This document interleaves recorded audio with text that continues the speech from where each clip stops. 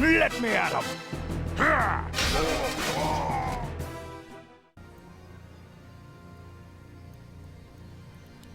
The shade of DV does allow him to see what his ally is doing, so he knows how to position himself. Cumulo not taking any of this crap, moves in. Mortar team's getting some good damage off on those steam tanks. Griffin's pulling back. Griffin versus Griffin in the middle.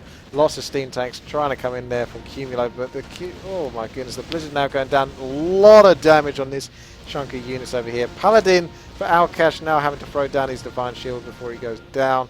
And we've got Nargasievich trying to probably pick off an Archmage maybe at this point. Right, yes. We're seeing Blizzard being used very well, but at the same time the Archmage is really getting it close there. Really getting close. And now we've got the Mountain King taking a lot of damage.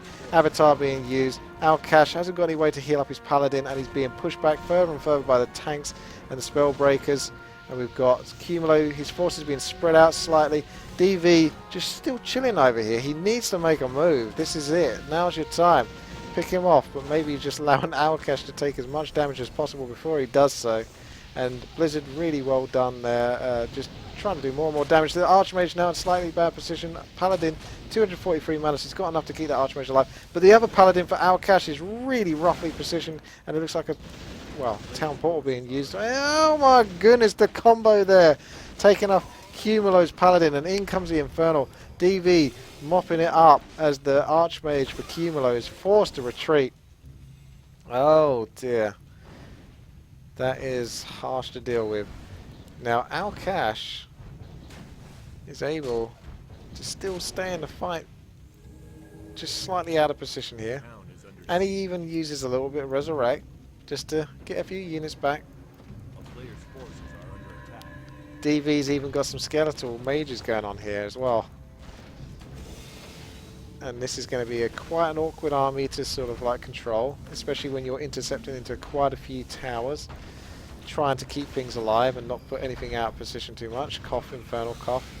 But maybe he has another Infernal in a moment, unless that Arcane Tower does any more to that Dreadlord.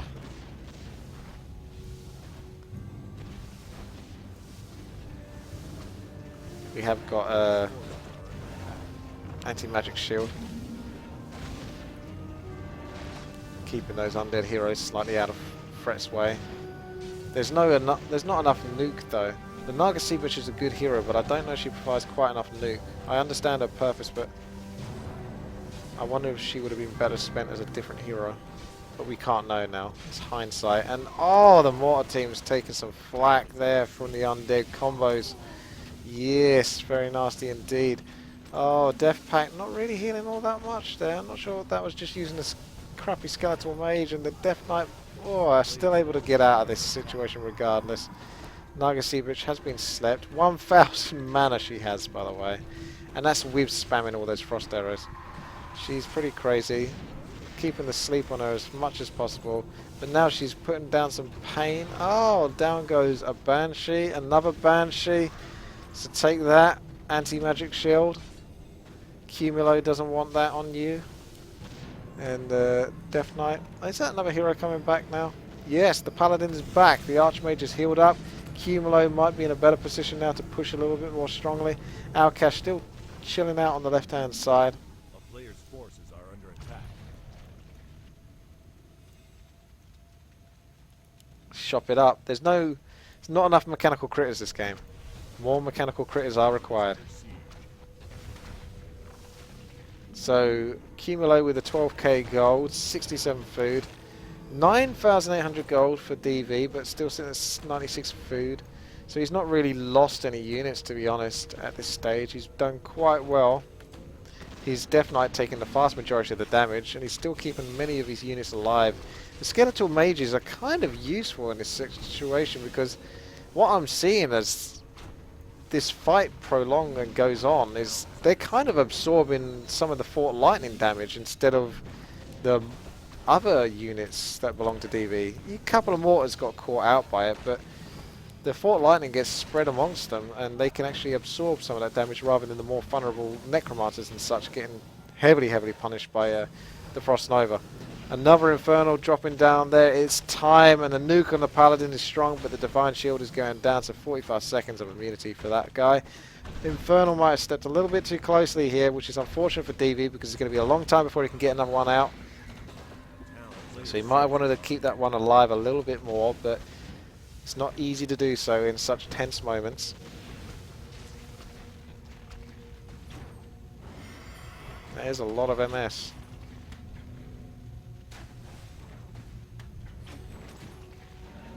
These players need better internet connections. It is rough to play with. Anyway, mortar teams. Oh, Necromancer going down there. Down to 94 food now. Now these players have been fighting for a long time, so the mana of these undead heroes is starting to wane, particularly the Death Knight, but not as much as you might have thought. And it looks like the Paladin might be taking some damage. Cumulo getting some huge leg spikes. He's going to have to back off. But now the Archmage in so much threat going down. The Paladin being slept, and the Nargaseeper trying to punish the Dreadlord, but the Invulnerability Potion keeping the Dreadlord alive, and then a coil following him afterwards. Oh, that was really unfortunate for Cumulo. I'm not sure if he lost his Archmage down to lag there, or the fact that he just didn't have a way to heal it, because the Paladin was essentially out of commission, being slept and all, and the Archmage just didn't have a heal option anyway.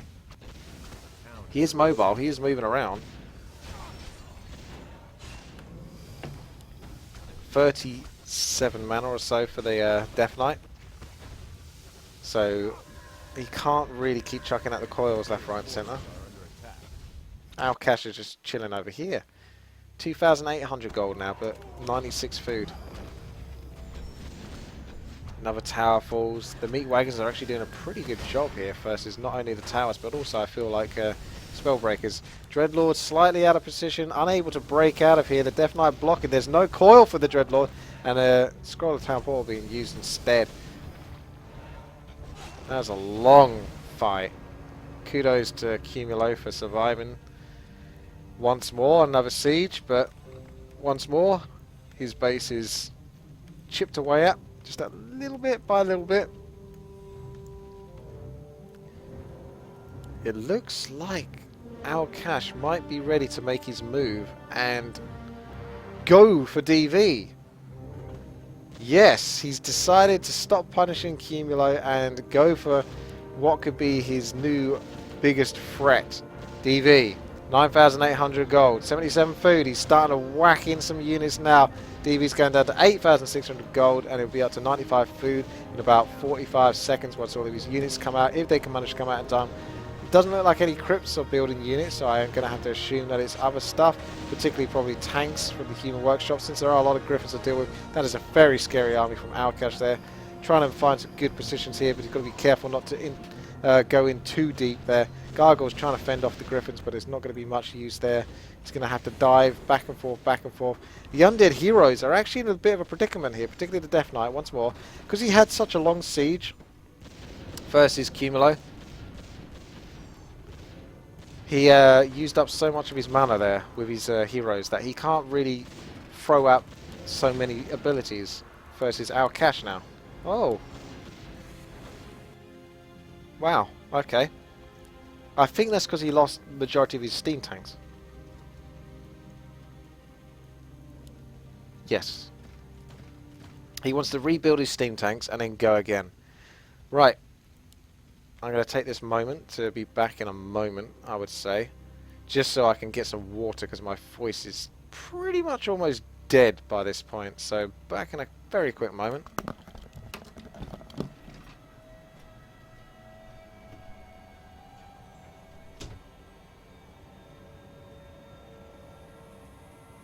A player's forces are under attack. The town is under siege.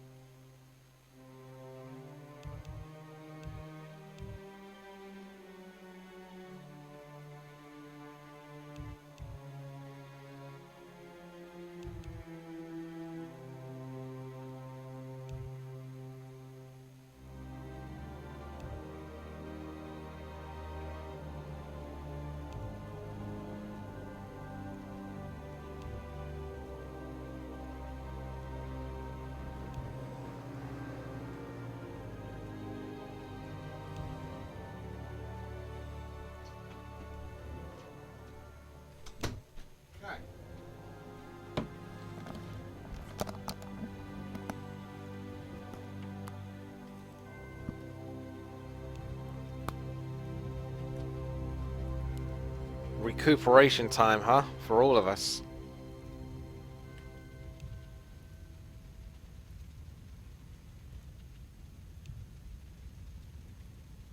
How's everyone liking the free-for-alls, eh? Need to almost have a time limit on these bad boys. It's the hardest thing about casting the free-for-all, is talking for this bloody long. It takes a lot out of you. It's a lot easier to cast 1 versus 1s, because they can only last so bloody long. Free-for-alls. Unlimited. Unlimited power. The player's forces are under attack. The town is under siege.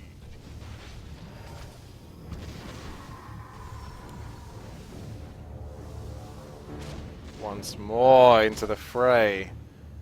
And once more backing off, because that wasn't a great engagement there for DV, so he can't really continue to sit there if he didn't get a good start. He may as well get back. It does make sense from a player's perspective. If you don't get a great head start into these battles, you just back off. The 888 for Cumulo. He's made it. Oh, we're moving into level 9 territory. Irony is the Death Knight must have run back so many times because he's taken so much threat that his other 2 heroes, the Dreadlord and the Lich, have actually surpassed him in experience by quite a long way. Because I don't know if he actually lost the Death Knight, but he just had to consistently keep running back all the time.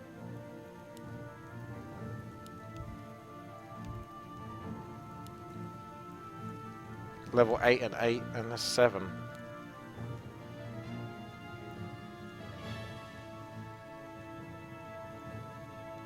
Okay, we're going to chill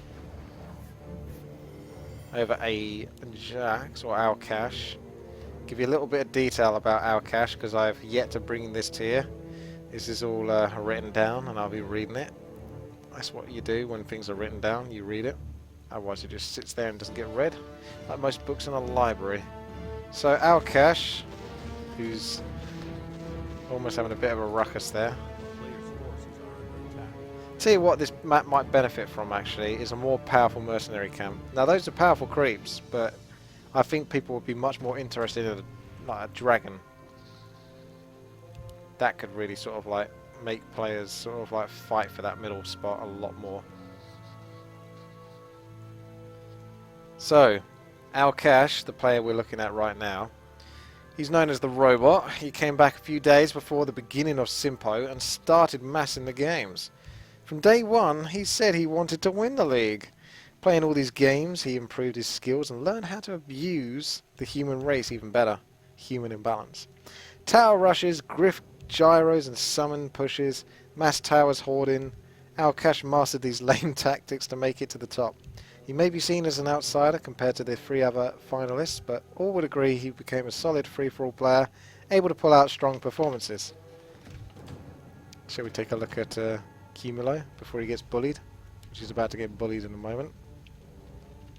Oh wow, there might be an explanation for his high gold hoarding, which he was very impressively around this 36k mark for quite a long time. He's known as, well, I think we might have a battle going on, so I'll give it a moment, see what these 2 are up to. I think he's looking for any potential poke, and instead he's going to settle for another town hall. Gives me some time. Okay. Cumulo, the gold hacker. Cumulo, the last FML champion, had to live a rough start at the beginning of the league. 0 points for a week and a half. Players learned to counter his style. That's possible, but he managed to adapt his strategies and get easily more than 100 points in the end. The Peruvian player defeated yours 2 times in fair one-on-ones the last time they met, but his micro isn't his only strength. His gold management is also frightening. It certainly is. He knows how to play with upkeeps, and his economy is often in the great shape. Slightly rougher now since he's been spending a lot of the game in a 1 versus 2 scenario. DV ready to poke once more, take down a tower or 2, bit by bit. Down goes the Infernal. Death Knight slightly picking off. There's a lot of damage there at the back. But who's going to take the flak here? Is it going to be the Naga Seabush? Looks like the Naga Seabush is the target for the Lich, but the Lich got to be careful, not going to get surrounded by the Spellbreakers, and they make a move back. Oh, it's the Naga Seabush who's got surrounded by the other Spellbreakers that belong to an undead player. And down goes the Lich as he takes some damage. He's not gone down yet. I do apologise for that. The Naga Seabush. Oh, maybe. This is going to be a battle between these two. Oh, no. The Naga Seabush is down. There was no heal for it because the heal was used on the Lich instead as the Lich decides to use the town portal. So that was a slight misplay there. I see what he was going for there, but the Lich wasn't really able to be picked off properly by a Holy Light, so it would have had to have been used instead. Is that going to work? No. Yeah. I was wondering, is that going to work? He's just going to go, oh, he just disappeared. Nope. Okay.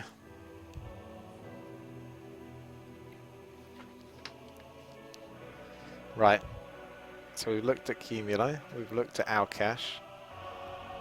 Now, we look at... Well, there's another huge reason to get a human shop, or as undead, you know, possess a peasant and then build all the human buildings, because it's Staff for Sanctuary in these kind of scenarios. It's a huge free heal. So DV is known as the Free Waymaker.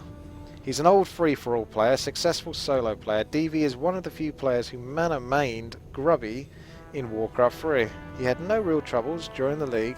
He even complained about getting too many free wins. Reaching 80 points during the first weeks, he was already bored and starting to play weird strategies, including solo Firelord and other things.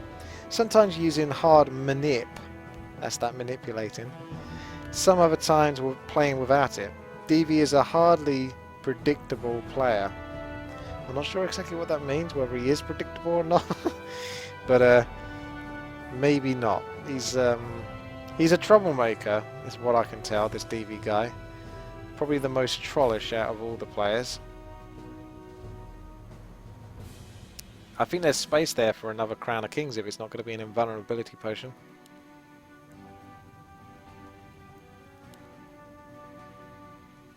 It's interesting how the Crown of Kings is essentially a really, really powerful item, but it's still not necessarily powerful enough for these players to opt for it over Periaptic Vitality, although probably not at this point because of gold. It is 1,000 gold, I believe, to purchase a Crown of Kings, so it is a hefty investment, whereas Periaptic Vitality, I think, is 350 gold.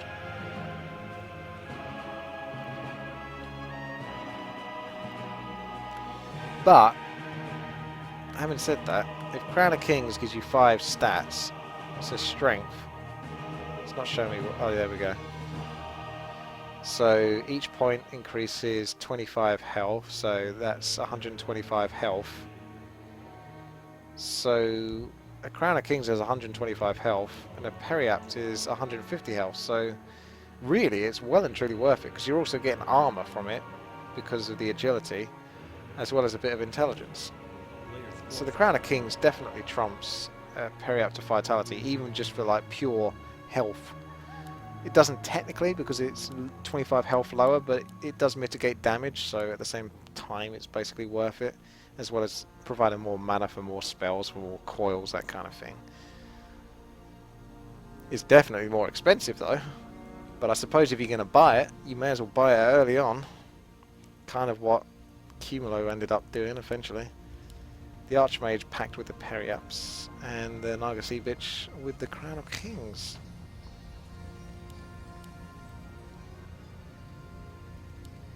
Another Infernal. Oh, that Dreadlord, so much damage initially, but a good old healthy coil keeps him in back, for fuck's sake.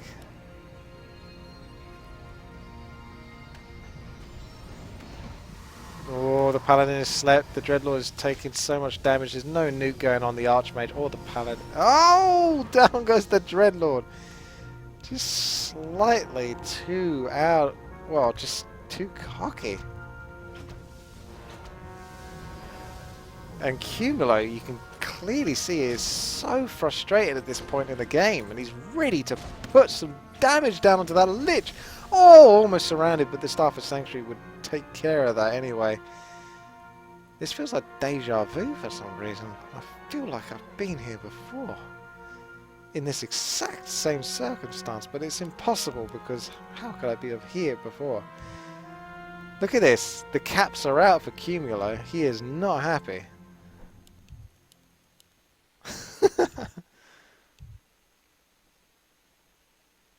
He's even bribing the players with leaving the game for a name on the wall, whatever that particularly means.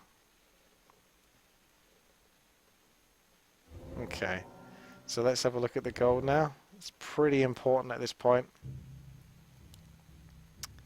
2,400 gold, our cash, 96 food. 6,400 gold for DV, 97 food. 7,800 gold for Cumulo, 93 food. He's even had some farms destroyed to the point where he's actually not even 100 food of farms.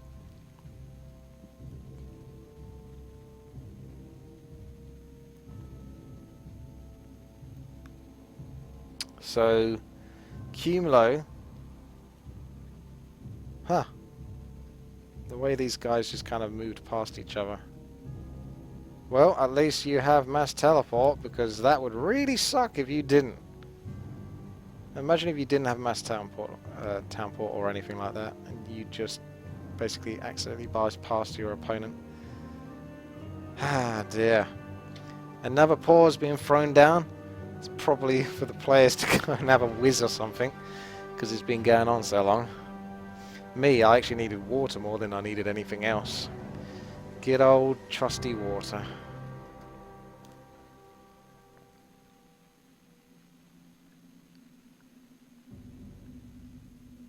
Ah.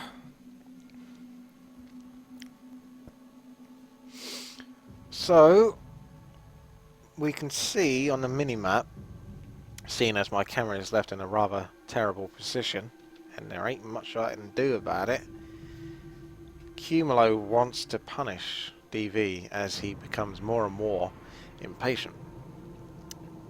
Because it's not a terrible idea, it's not really advantageous for him to essentially throw units at towers, but how long can he keep sitting in his own base being forced to defend it? Well, quite a long time apparently, and maybe even longer, because our cash is closer to his base than Cumulo is to DV's. So if our cash doesn't just sit on the spot where he is and actually makes a move pretty soon, Cumulo is going to be forced to back once more, probably lose another tower, maybe a couple of units. So bit by bit he's being chipped away at. And these guys do have a lot of gold, and earlier on you could say, yeah, you've got 20k gold, you've got 30k gold, that's a stupid amount, but the player with the highest amount of gold is still only 7,800 gold. That's a lot of gold, but if you were to have a huge battle and come off to the point where you lost 60 food, you're probably going to be brought down from 7,800 to say about 2,000 if you lost a couple of heroes. If you didn't lose the heroes, then probably more like 3,000. But yeah, it's tough. These guys are now chatting. What music do you like? Oh, I like country music. Yee-haw. Oh. Oh, that's not good. That's not good at all. DV trolling even more with what looks like a disconnect. If I know Battlenet, I know that... Oh no, this is War 3 Arena though, to be fair. So he has a chance to come back. And he has. You couldn't do that in Battlenet. You could not do it. If that was Battlenet, you're done. There's no coming back. And that would suck. So if Blizzard do come back and revamp Warcraft 3 for Battlenet, make sure you put in an ability to basically reconnect to games, because that's very important as well. Because this whole game, all of everything that DV's done so far this game Would have been for nothing there if he just got disconnected. Okay. He reconnected, but I don't think he's there. And I think he would have to actively reconnect. I don't think you would automatically reconnect. I don't know. Ah, he is there. And they're ready to reconnect and get going. Right, who should I watch? Alcash or Cumulo? As his patience runs out. Alcash is moving in pretty thick and fast. I expected him to kind of sit in the spot for a while there, thinking about his options, but look at this. He's just going, oh, there's a bunch of units here for DV at the back, giving a lot of experience. And down goes a challenge spell for Cumulo, but unfortunately he's used that at the moment where Alcash is now starting to siege on the west side of his base, so he's going to be forced to back off out of this. One lonely water elemental just saying, hey, you left me behind. But that's okay, because there's plenty more water elementals where they came from. I just caught the gyrocopter saying behind at that same moment. So, Cumulo. Don't know where the majority of his army is. Oh, it's over here, kind of. 95 food. That's a lot of food, but I think it's split all over the place. And he's trying to put a lot of pressure onto the Paladin. That's now onto Defiant Shield. Resurrection! Yes, Alcash is back. 91 food, though. The Griffin's doing some damage to the other Griffins, but not enough. Tank's trying to get in a good position here. We've got Nagasebich trying to throw down some pressure to the Archmage, but really backing off there. The Archmage just now putting on some nice blizzard pressure. In come the Griffins here from Cumulo. That's the rest of the food.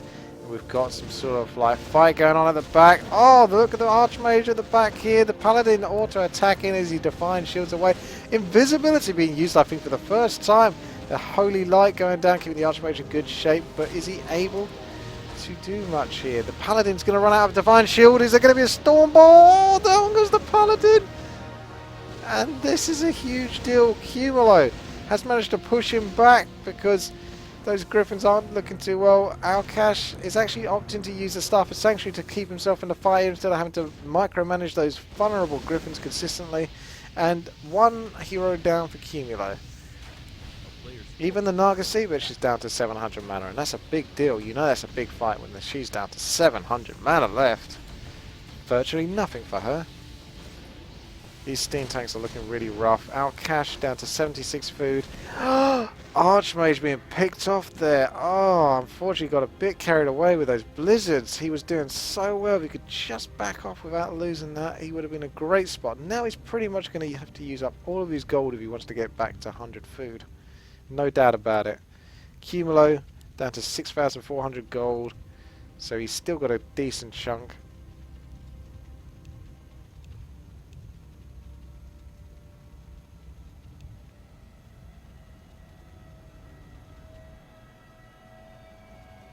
$5,800 gold, not far behind for DV. He's been chilling out as the humans play Civil War. I feel a little bit sad that the marketplaces haven't been visited. What would you pick if you could from this shop right now? None of these items are particularly great, to be honest with you. These are passable items. If you're a bit more desperate for something to buy, then maybe you would probably pick yourself up a Hood of Cunning if that could benefit one of your heroes the most. Book of the Dead for situational or sort of attack purposes, or potentially possessing or surrounding an enemy hero. Oh, Boots of Quel'Thalas for those Demon Hunter and Blade Master players. And Spiked Collar for being a real pest and mana burning your opponent. Can't see that marketplace. And I can't see that one. So we're denied the other items that we could have possibly got. These guys are going to run out of pauses, although Alcash hasn't used a single pause yet. He's been a very good boy. Alright, so every 45 minutes or so, I guess I look up here on this map and we can see that the proxy base has been built, which is not a bad sort of like a thing to do, because if everything does go quite horrendously wrong for you, then, well, at least you've still got this. It's a good fallout base, so you can always retire to it, mass teleport to it, and it's your last sort of haven whilst the other players fight versus one another.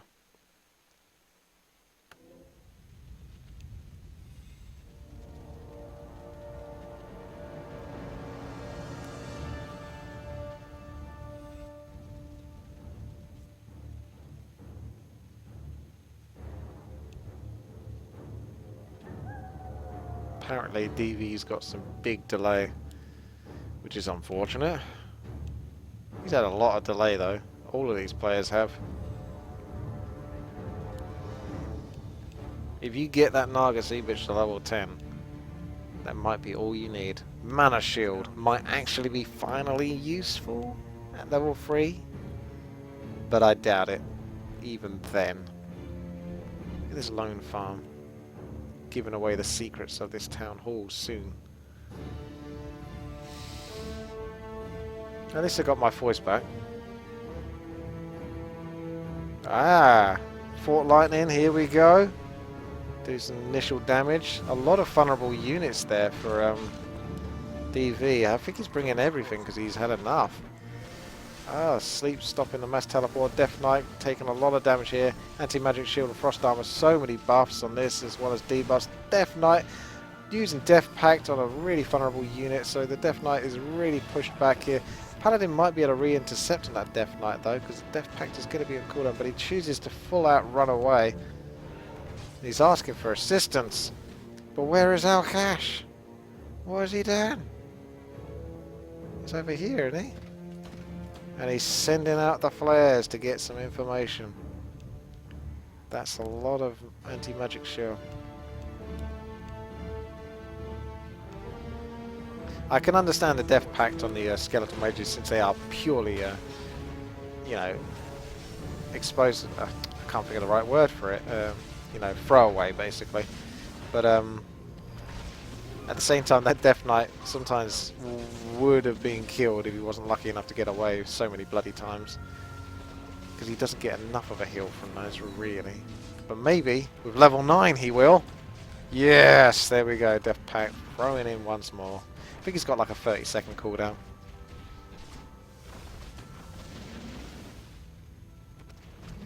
Those skeletal mages are like siege machines. Look at this. People always ask why don't people use the steal spell ability from Spellbreakers. Well, you're finally getting to see it now. And it just dies to Carrion Swarm and gives experience, so maybe not that useful. Griffin's really coming in hard here, trying to go in the casters for the undead player, and they're going to be doing a great job there. So many squishies for the undead. The Lich taking a lot of damage here. He needs to back off, otherwise coils can't be used on the Naga Sea Bitch. Lich now using invulnerability. Naga Sea Bitch being chased very heavily, but the Paladin... Oh wow, the Archmage actually saving there. Naga Sea Bitch with a strong Staff of Sanctuary. The Lich is slightly out of position, just able to run back though. Coil Nova keeping the Lich alive, and the Griffin's also being threatened and pushed back there by the AoE abilities. Cumulo down to 83 food, 6,000 gold, 5,800 gold, and 59 food for DV. Meanwhile, I think our cash guy's just been chilling, because we are really getting down to the wire now.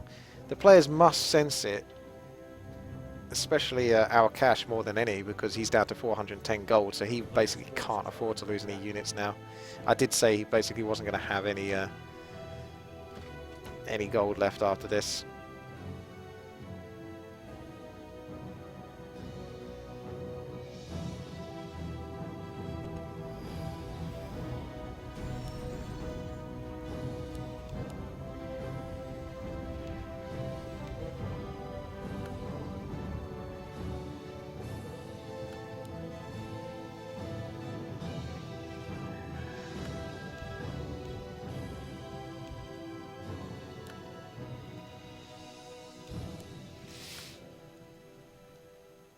He is hiding some gargs.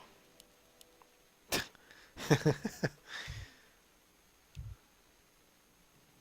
what are they doing? Not much.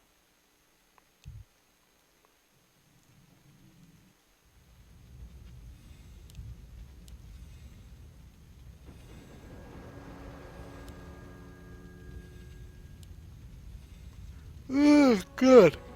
The steam tanks benefit so much from the staff of Sanctuary. No need to spend precious gold repairing them.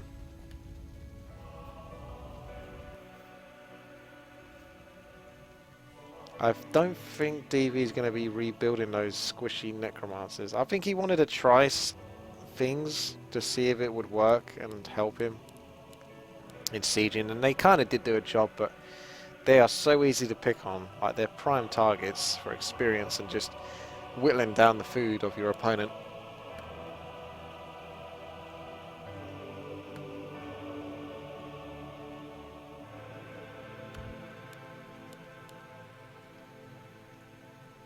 He might actually do.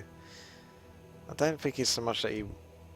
I mean, he's just forced to play this kind of way now at our cash. He can't even be risky. 410 gold.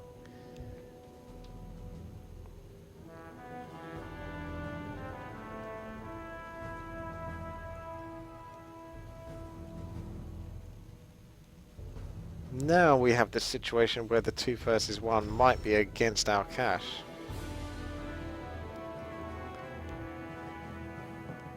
But with players soon depleting all of their gold reserves, it makes it much more difficult to sort of like throw yourselves at an opponent's base.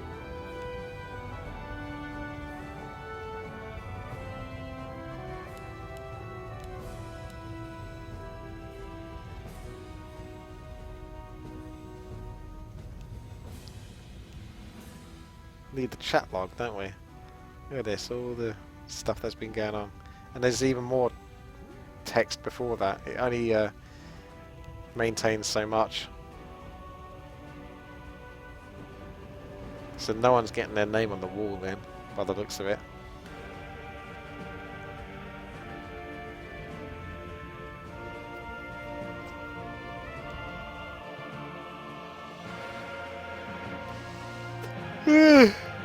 Excuse me, I'm into yawn mode now. I've been up a long time. I got up before 5 AM to go to the gym. So, it's taking its toll on me at this point. I'm only going to get like 5 or so hours before work. No recuperation from me, unlike these players. All the recuperation. I can kind of understand why So didn't participate. You've got to have a lot of patience. This is why I can never do this. Never have the patience for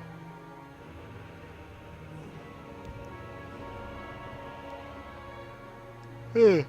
I wonder if this is contagious for anyone.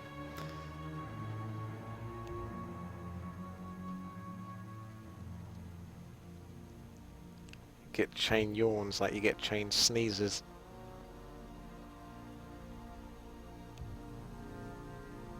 Oh, the gargoyles come out to play. There's more than 6 now. He's built up to 80 food. And he'll see where he goes from there. One lonely banshee.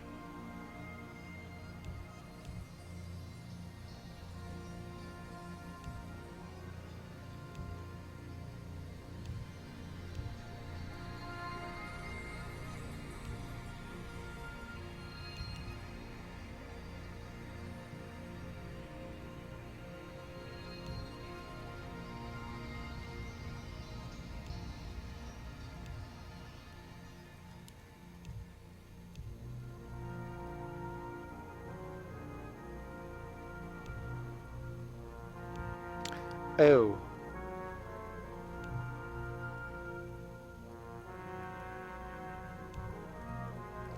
See, Cumulo knows. Orb of Corruption. Best item in the game. Hands down, in my opinion.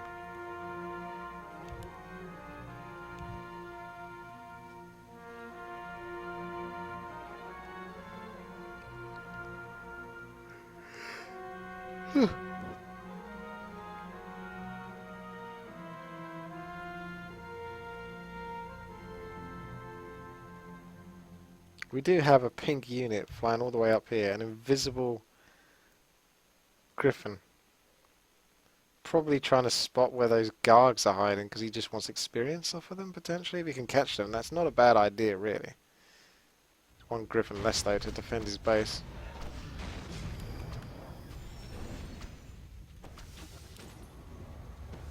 Take that, Death Knight. Get back with your 1600 health.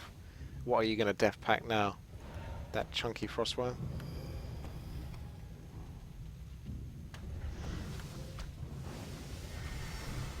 There's a strong defense there for Cumulo. Everything's stacked up nicely. Cumulo looking good. The Gargoyle's flying right in there though.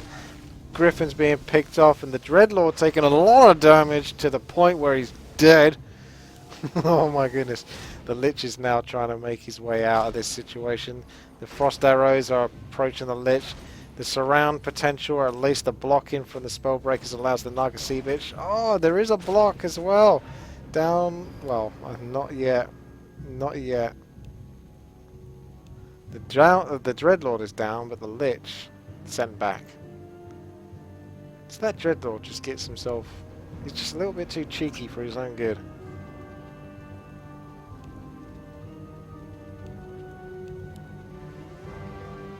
Oh, Alcash is the one that's responsible for picking this map. Thank you, Cersei.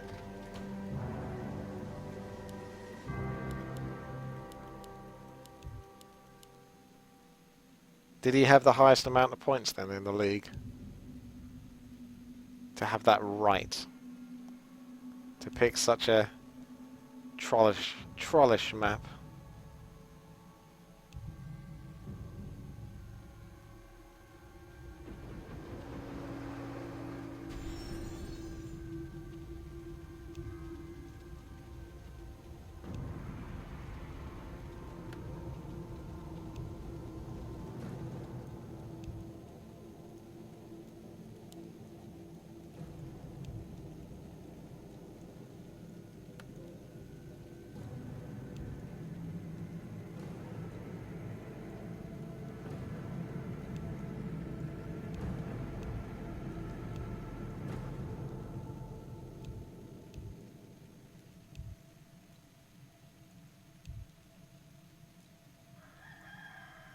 Ah, literally so-so in this game. There you are, you got a name for yourself, so-so.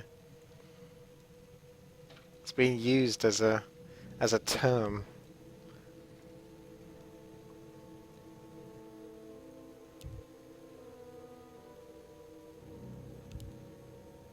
One peasant hiding in a zeppelin, very far away. Even an altar's been built now, so has it been 40? I don't think it's been 45 minutes since I last checked on this place, but close to it. And an altar has now been produced. That's the new advancement.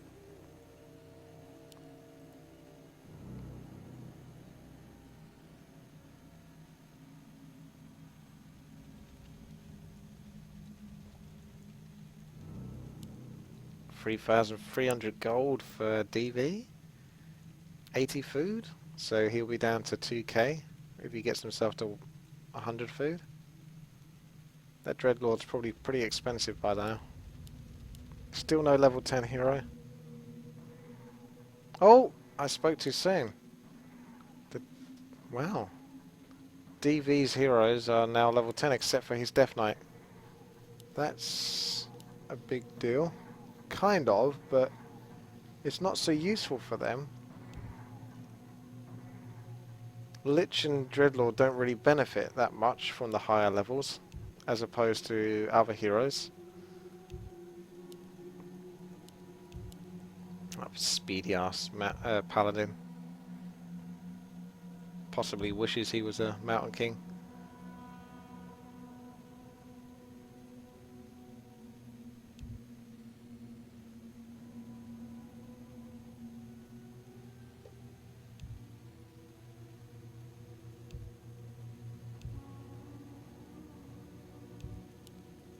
My eyes will give way soon. Too much staring at the screen.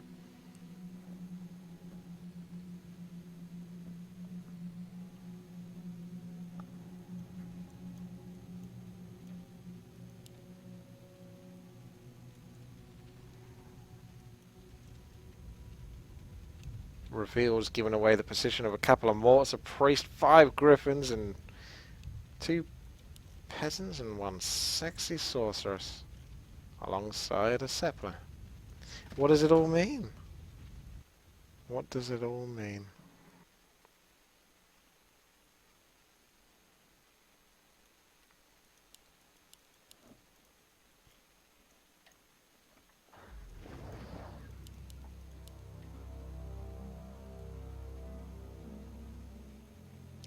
We finally have movement. And it does look like Cumulo is going to put some pressure onto DV's base, and our cash isn't near enough, nor does he have a building to really teleport to that's close enough to Cumulo. So DV's going to be on his own for a little while here.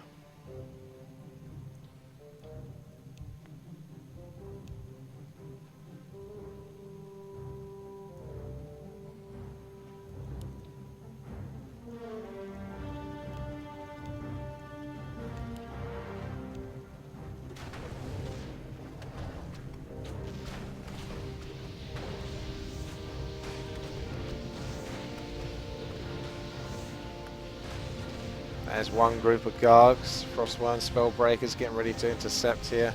Lich taking some punishment, Frost Armor keeping her going. I want to say her. Always looks so feminine with that dress, but it's not. It's a filthy male. And in comes the Infernal, stunning. Well, is she gonna go? She's okay. That is a bitch though. A Nargothrond bitch. And the Dreadlord's time to take some extra damage there, as he's super slowed and probably can't get away unless he wants to use the Scroll of Town Portal, which I highly suggest you do, but he doesn't. Oh my. I don't know if he thought there's another coil coming in there, but that needed to happen, and now the Death Knight is being pushed back. DV is struggling to try to deal with this, despite being in a defensive position, and the Death Knight, oh, down he goes! The Holy Light and Fort Lightning combo is incredibly powerful. 2 heroes down indeed for DV as he moves towards his towers for a better defensive position. The Lich now being thrown into the air thanks to the Cyclone, which is going to do a good chunk of damage potentially to the towers if it's controlled a little bit better, but under the circumstances I can understand. Paladin going to need to keep this Nargothrond bitch with the 5 Crown of Kings up. Yes, going well. Still plenty of mana on that Nargothrond bitch. Could easily take down quite a few gargoyles, or at least threaten them in some way, shape or form, but he has decided that he's done enough damage in that circumstance before getting back and losing too much. So in come the Staff of Sanctuary Abuses.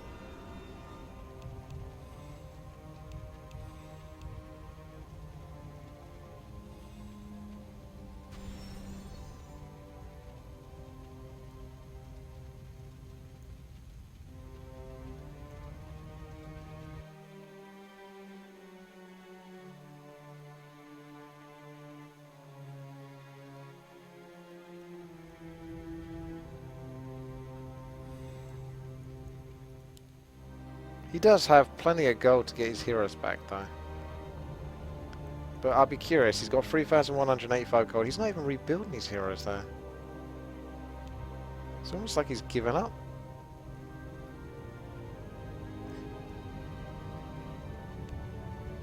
He's unsummoning though. Maybe he's calculating exactly how much gold he will have after he's purchased his heroes, but you're going to want to do that anyway, really. I mean, I suppose the Undead does have the advantage of unsummoning buildings because he's got so damn many of them. But you may as well start getting your heroes back regardless. There's no gold mines left, and you're gonna have to get your heroes. Oh, there we go. I think that cost him about 600-ish gold. 600-ish gold twice over to get level 9 heroes. Probably about 540-ish gold, maybe a bit more.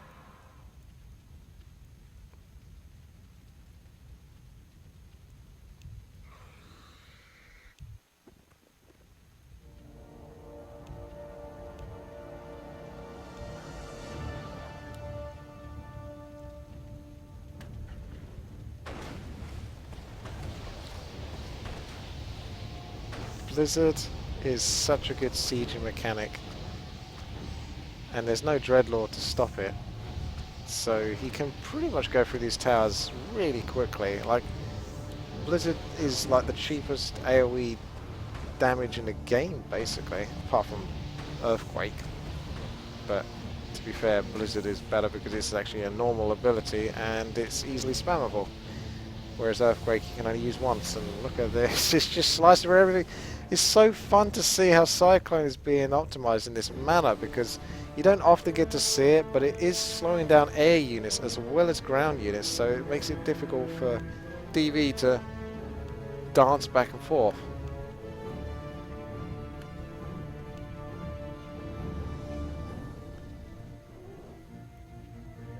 It looks like Cumulo might be finding his way to get back into this. Although, to be fair, he was never really out of it. But he's taken so many hits.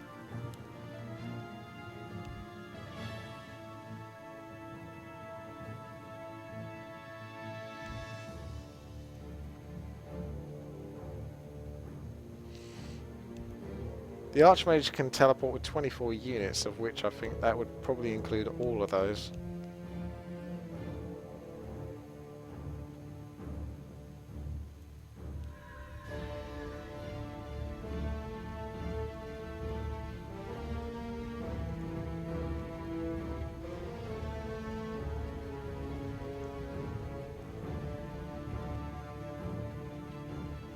Despite DV taking quite a lot of damage there to his buildings, he really has still got all of this left. And he should have all of his heroes back by now.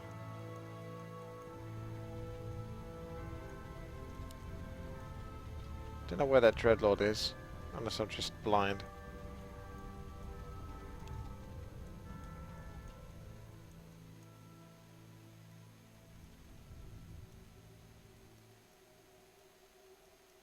Oh, here he is, chilling out by a farm with a scroll of the beast, which has been here the whole game. So I guess he wants the extra 200 gold. Makes sense. A player's forces are under attack.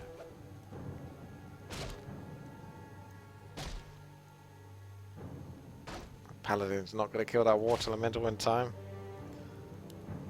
How much gold are we getting for this scroll of beast then? That does not look like 200 gold. Probably because he's over the food cap. I think that has the impact. I always forget about that.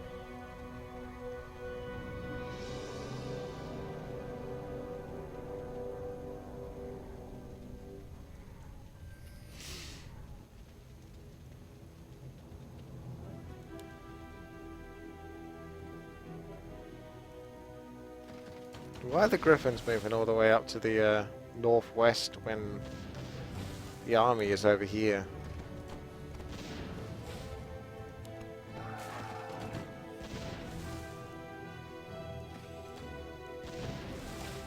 The Archmage certainly can't get to... Oh well, I suppose he could town portal over here and then town port the Griffins back in, but...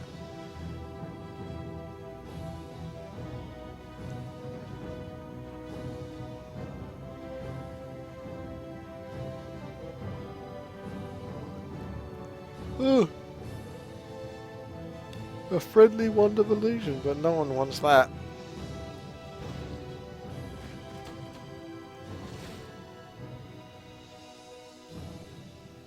That's a lot of invisible griffins. Yeah! It's a good few free kills. Now he needs to get back.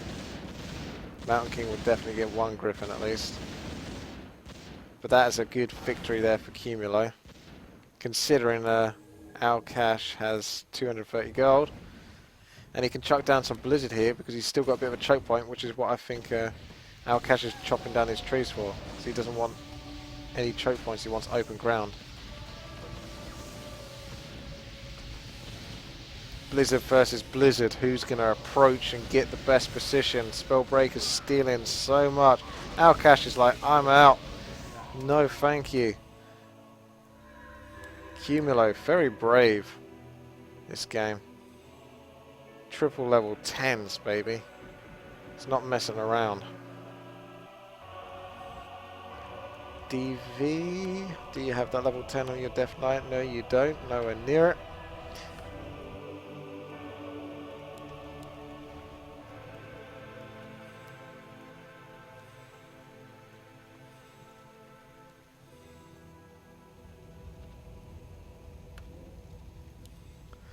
So 4,000 gold for Cumulo. Still hasn't even bothered to get the extra farm because that's 80 gold he's got to spend on that, and every bit of gold counts. 3,500 gold for DV, but he doesn't even have cigarettes. Oh no, he's just got one now to fill up to 80 food. Or was that a necropolis he built? He might have built a necropolis. No, actually, yeah, it was actually an actual farm, not a cigarette.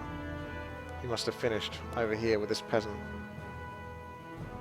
But I don't know if he plans to go over the 80 food mark, or whether he just consistently has these battles, loses a couple of units, and just slowly loses that gold, but always stays around that 80 food mark. I think he's got the same idea as Alcash, trying to build some sort of like safe haven.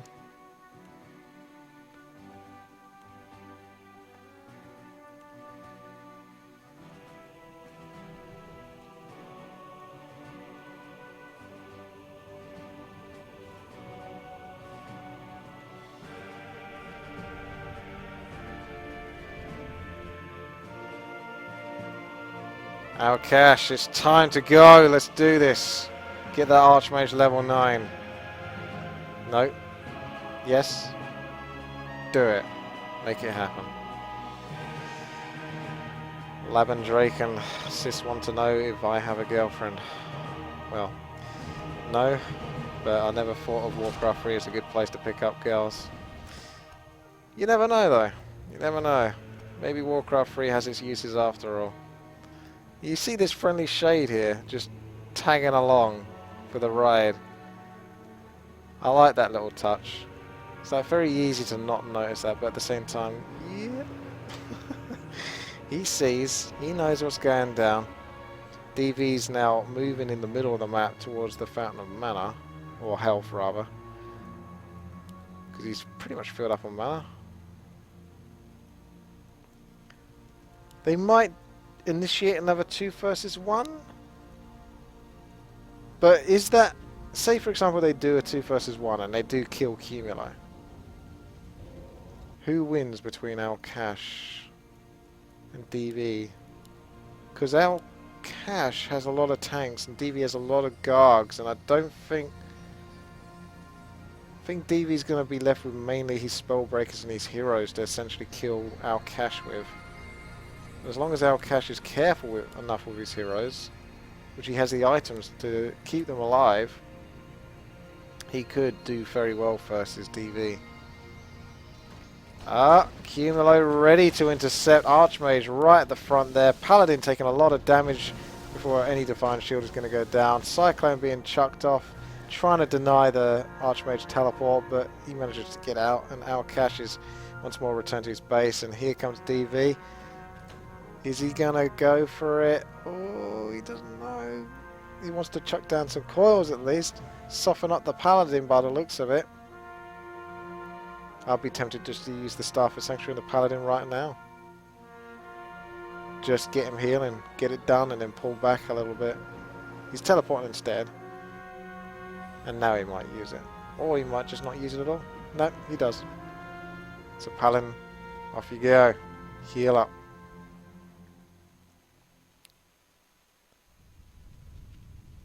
We've probably gone through the music, the Warcraft 3 music soundtrack like multiple times now in this game.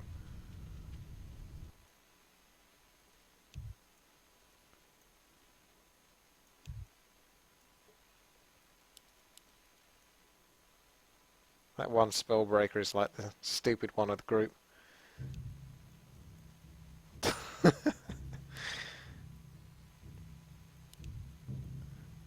There's definitely a stream highlight from this game, and that was much earlier on now. I need to remember when that point was, so I can capture it. I need to remember what it was. This game's been going on so long I've forgotten everything that's happened.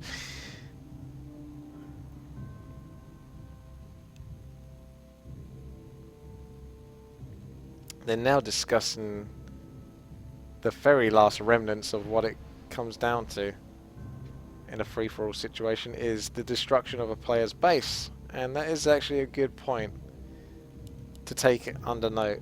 Is a strong, healthy base like this just makes it that much more difficult for you to be removed from the game, as long as you have a few units protecting those towers.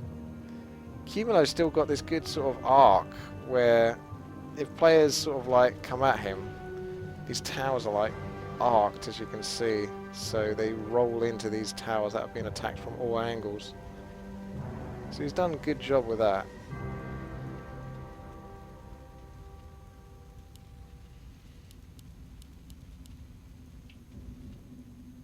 DV and at Clash might be regrouping.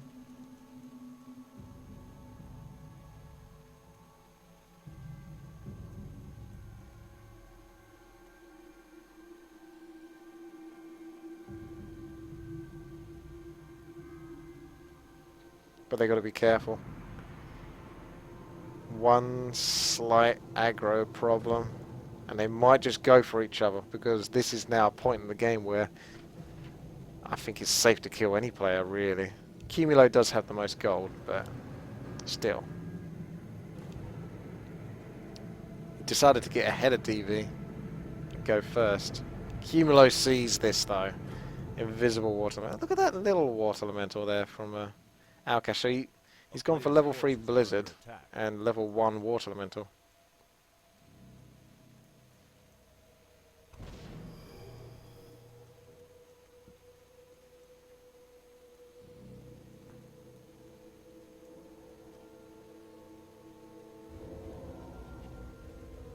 Get ready, Cumulo. It's going to happen, and it's not going to be pretty. Inner fire. Spread everywhere. Spellbreakers will soak that up pretty quickly, though, but I suppose you may as well chuck it on. But it does kind of put inner fire onto the other tanks. So that's a slight problem with spamming inner fire on all your stuff. Although they're not casting it onto their tanks because they're not close enough. They're just taking away the buff. If the tanks were a little closer, they might have got it. Actually, I don't know, to be honest, what I'm talking about. I haven't practiced or tested that really, so it's not something I would typically know.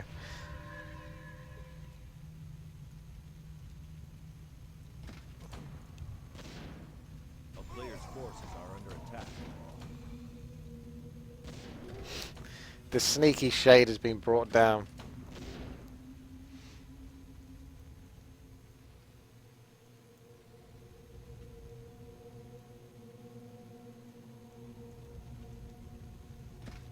Cumulo, get ready. There's some strange pokes coming in here, just sort of like not even attacking there from Alkash, just sort of walking up to the army and then taking a few hits and running back.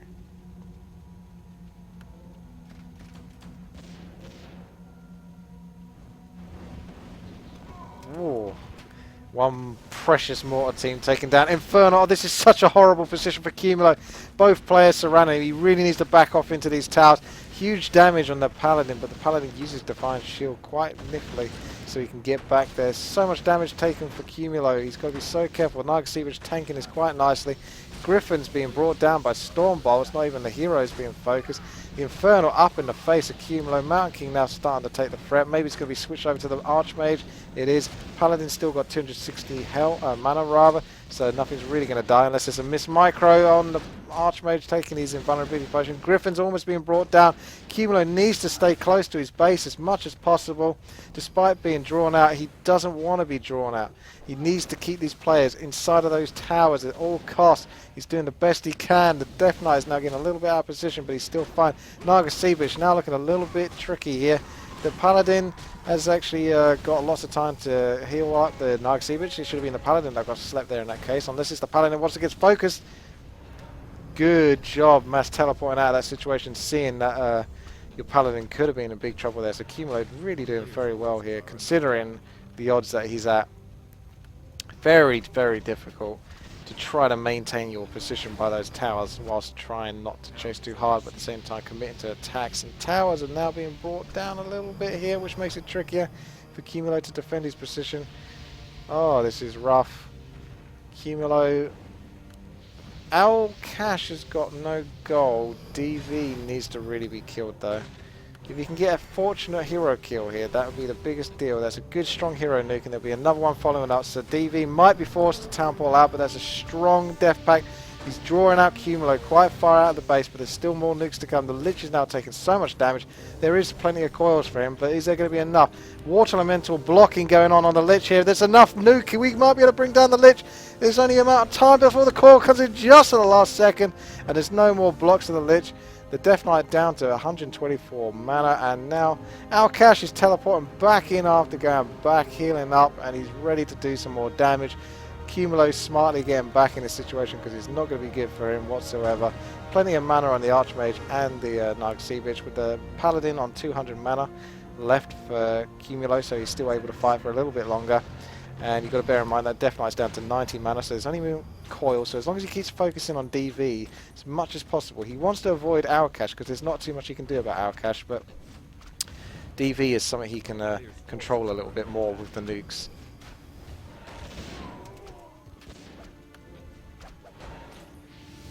Oh my god, Cumulo losing his Paladin to a wombo combo undead tri-nuke there.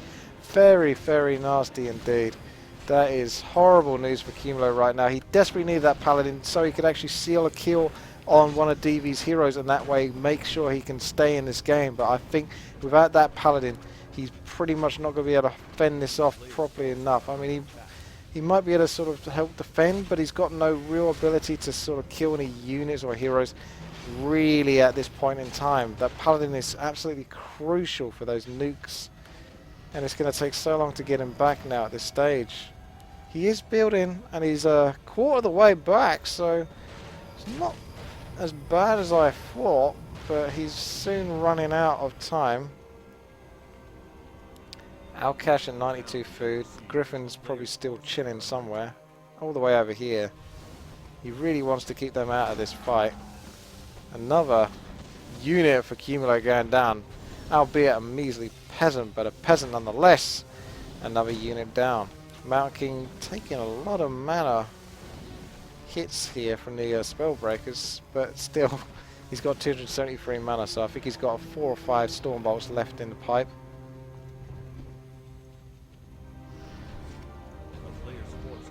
Cumulo, he's only got a few units left here. Another Inferno from DV. Those Griffins aren't going to hold up much longer versus that.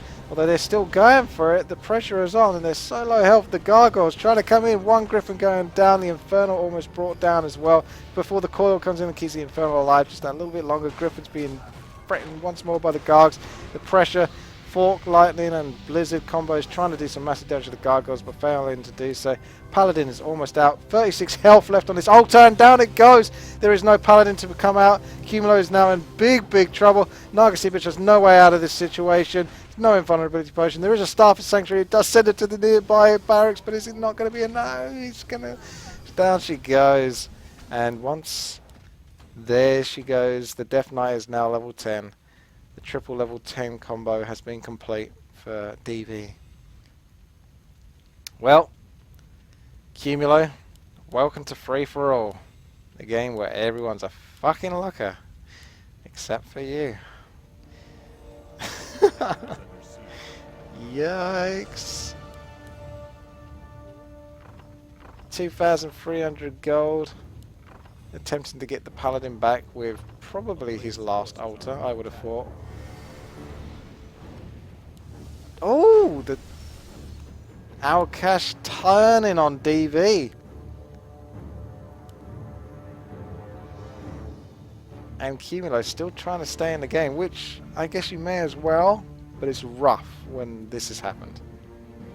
But he could still come back if he can get his Paladin out. But he's still got to build his Naga Sea Bitch after that as well.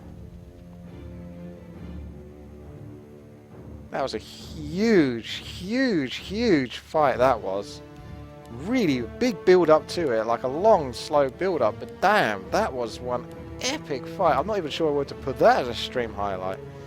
It's not like a particularly specific moment, it's just like 3 to 4 minutes of just pure crazy battle. Only a free-for-all like this can sort of provide that kind of context. And what I don't like this terrain. That tile set does not look good. I saw it earlier and I didn't make much of it, but looking at it now, it really doesn't look that good in daylight. Compared to this tile set, damn.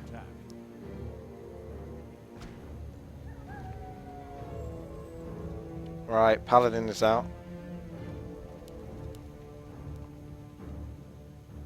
2,300 gold.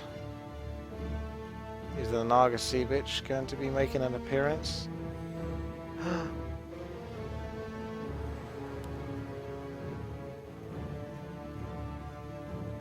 Some units left over here. I'm not sure if that's deliberate.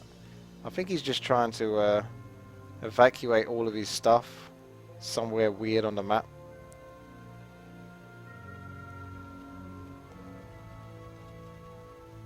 There's some weird sporadic doodad usage going on here. Props. I'm not sure I agree with these weird fires. They look a little bit out. Oh. The game where everyone's a fucking lucker except for you. WTii, here's lunch money for tomorrow. Please no McDonald's. Love, Mum. PS, review my goddamn map. I didn't know my mum made maps, but okay, Mum, I will do that. Thank you very much for the donation. Oh, Alcash has really decided to go for DV now. It wasn't even just like a cheeky poke to see if he could pick off a hero in that situation. He's decided to go for broke and bring down DV. If he can do. If he can. 2k gold left for DV. Able to push himself to the 100 food cap, or at least 92 food if he wished to, but he might be saving that gold for any heroes that he might need to rebuild, and it's kind of likely because of the potential nuke from the Mountain King Paladin combo. So yeah, got that to consider, but at the same time, time's running out on that food supply.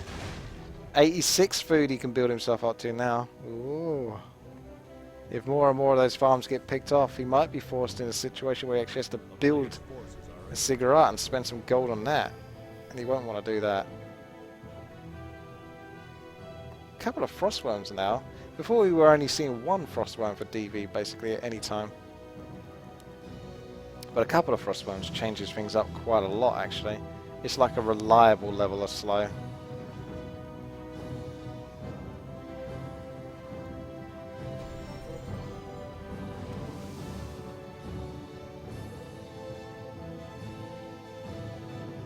He's looking for the pick-off. Archmage, no, he's going on the Paladin. Few nukes, but the Paladin's got quite a little bit of health there. So, few nukes brings him down to 1,000 and about 30 health. Yeah, out of 1,400. So, doing alright for himself. He will need a few more nukes like that before he can really get through that Paladin. And the rune braces doing a lot to help versus that undead nuke. A very wise choice and investment from the marketplace, because I don't think he picked that item up. If you're against an undead at this stage in the game, it's wise to do that. It feels weird seeing pink griffins now, because Cumulo pretty much lost everything, so seeing that he's still got like powerful units like griffins does certainly make things interesting. Now he could try to pick off these farms and stuff like that, but it feels a little bit risky just in case, you know, a bunch of gargoyles come out of nowhere and pick off those griffins. You think at this stage every single freaking thing counts. It's so important. And no one's going for his base anymore because they kind of know he's out of the game, but at the same time they should know that this map has virtually nowhere else to build. Oh, there you go. See, one griffin down. Another griffin being pushed back. It's a little bit risky. Just to kill off a couple of farms, I wouldn't wager my bets on it. And this griffin, if he goes any further northwest, is going to fly into a bunch more griffins. That's a lot of griffins. But it looks like Alcash actually wants to protect their position and not be spotted. So he's trying to hide as best as possible.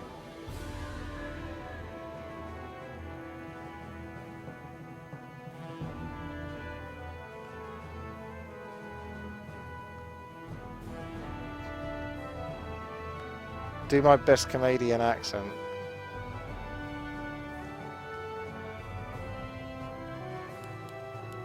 I don't really think I can do. No, I don't know what that was.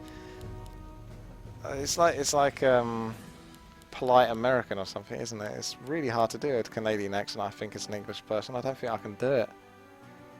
Or sorry, you can only sort of say the key Canadian words that help sort of like make it seem like you can speak their accent, but I can't really. I did watch a lot of Trailer Park Boys though, and I love their show, but I don't know if I can. I think I can do Bubbles more than I can do anyone else. Oh, Ricky! Oh, he's got that look in his eye! He's got that look in his eye! Oh, sorry, Ricky! He's a bit like that. I can do more of a Bubbles voice than I can do an actual Canadian accent. It's always funny how he's getting so stressed out about Ricky being a complete and utter loose cannon. If you haven't seen Trailer Park Boys and you got Netflix, go watch it, seriously. It's well worth it. I've watched all the seasons. It's probably strongest in the mid-season. Like, it's got like 9 seasons, so it's probably strongest in like season 4 to 5, around that mark. But it's still well worth it.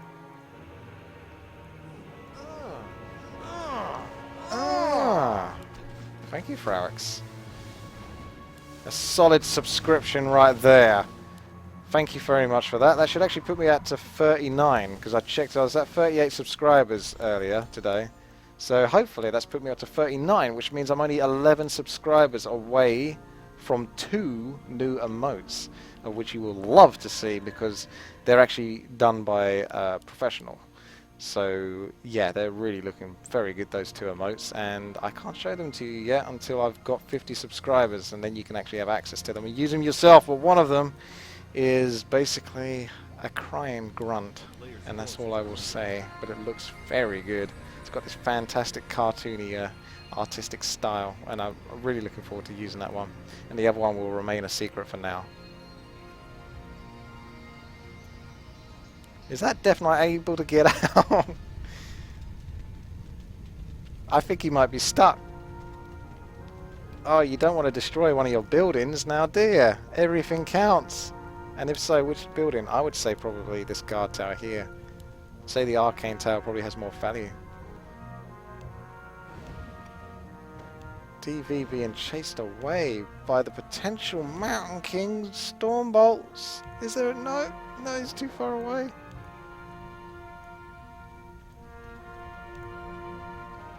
So the scout, even though there's this whole ton of griffins, and he could pick off a few griffins here from Cumulo, it's so important to keep your position and your information hidden.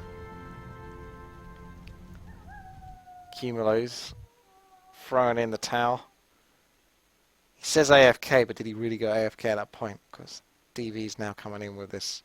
You want to team up and go for him? Come on, DV.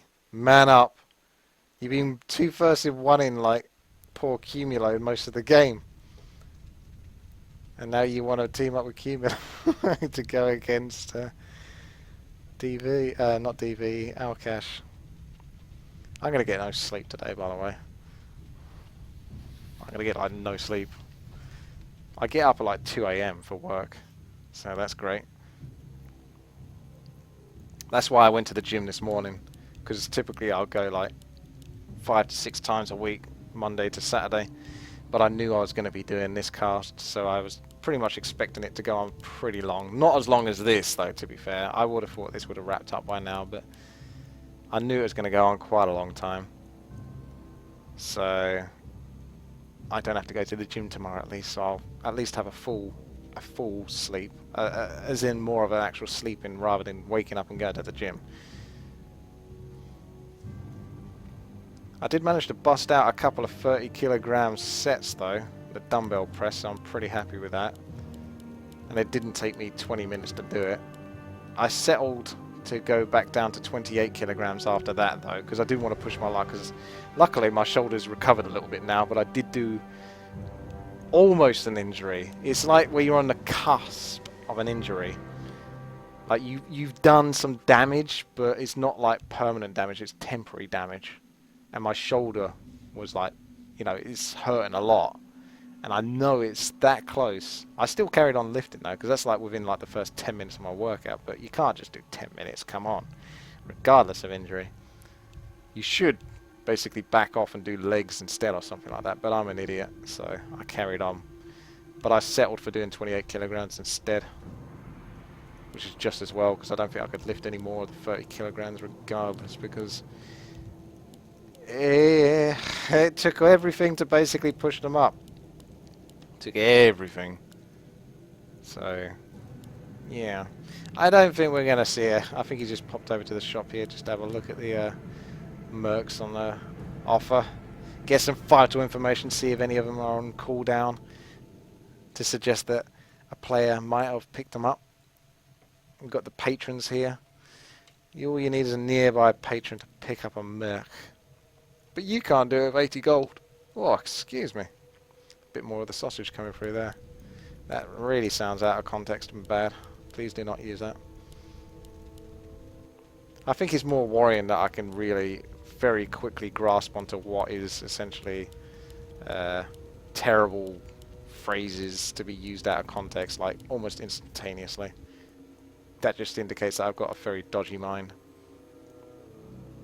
Like, I could have said nothing there and a lot of people wouldn't have thought anything of it, but now that I've said something, you realise, and you know, and you're thinking it too. So I've corrupted your mind as well. So I apologise for that. My innocence was lost a long time ago. That is Cumulo's farm. The lifeline to the Goblin Laboratory. Potential reveals of which he will never be using because it's going to cost him gold. So, I guess he can lose that farm. No biggie. But yeah, I figured this might have happened earlier where Cumulo's buildings would just get kind of destroyed because that might actually force Cumulo to do something. And you might want to do that. You might want to bring him out and just finish him off properly. But I suppose if you're almost level... He's not level 10 though, so he could kill Cumulo and get himself level 10. That would give himself even more an advantage versus the undead. Which is really important. Human nukes, you know. That extra bash, that extra thunderclap or whatever.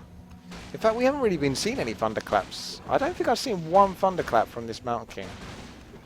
And he has plenty of mana, but I suppose those fights could potentially go on so long that only Stormbolt is the dedicated mana usage, or Avatar. Even with a level 3 Brilliance or a potential from this Archmage, which it would be level 3 by this point.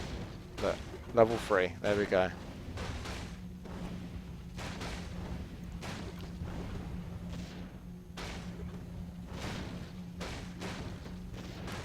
DV is still keeping an eye on things with his sneaky shades. I don't suppose you bother with a Gyrocopter at this point, even though it's only like 90 gold. He's got 80 gold, so he couldn't get it even if he wanted.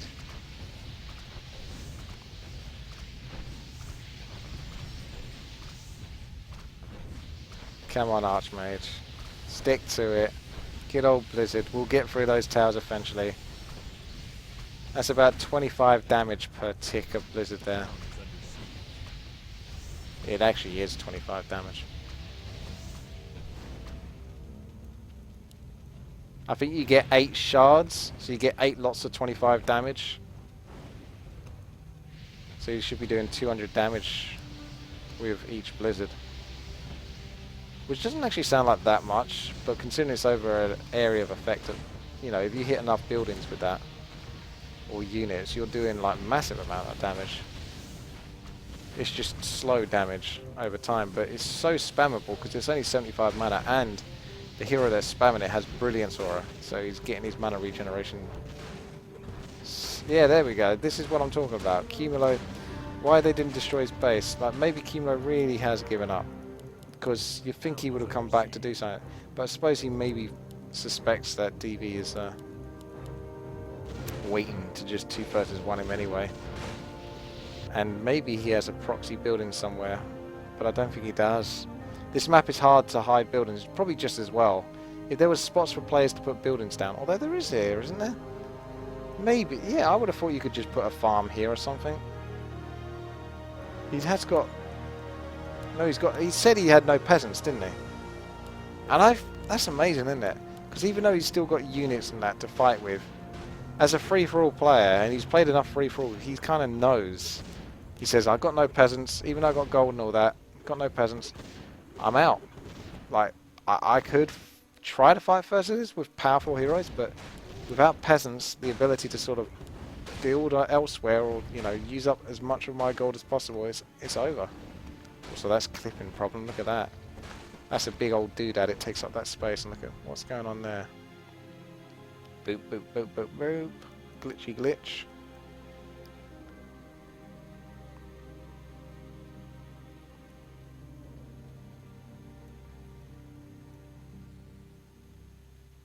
Okay.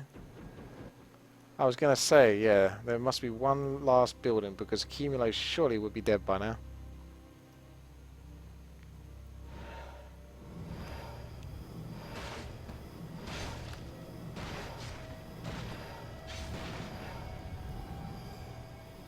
There we go. Ah, Cumulo, the third player, has now gone down. And there are now two. DV and Alcash, the guy who really wants to win this. So, 80 food, no, 80 gold and 92 food for Alcash with his level 9 Archmage, level 9 Mountain King and level 8 Paladin. With the rune braces, bear in mind, versus the undead DV with his triple level 10 combo of Death Knight, Dreadlord and Lich. 80 food, 1800 gold. So he's in a better spot to rebuild, and he's still got some units hiding here and there. Curious to see where those griffins are. Did he bring those griffins back to his main army? Yes, he wants to keep everything together. Apart from a couple of morts and one priest at the back here. I guess they're just for the flares. Can't even risk bringing them with the army, just purely for the flares.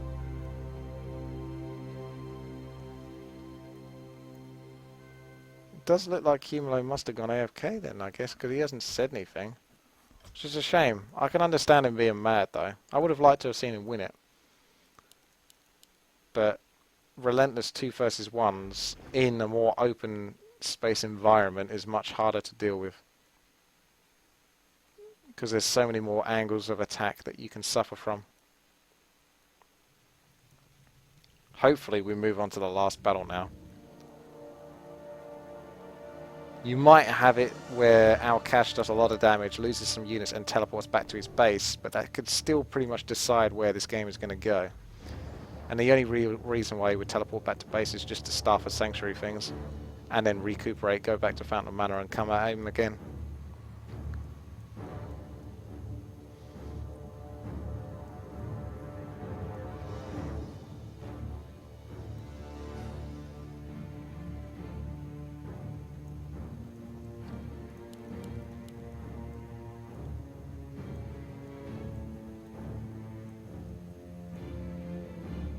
This is going to take a long time to edit and render this video. I'm just thinking about that now because it's gone on so long. There's no way I can put this onto YouTube the following day, especially with work as well. Impossible. It have to be a day after that, I think. And that's with like rushing it. Players' forces are under attack. It's Necropolis, Halls of the Dead.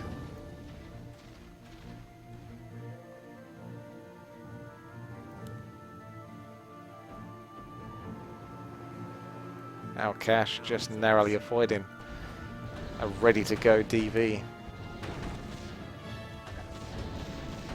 I'm ready to go, let's go.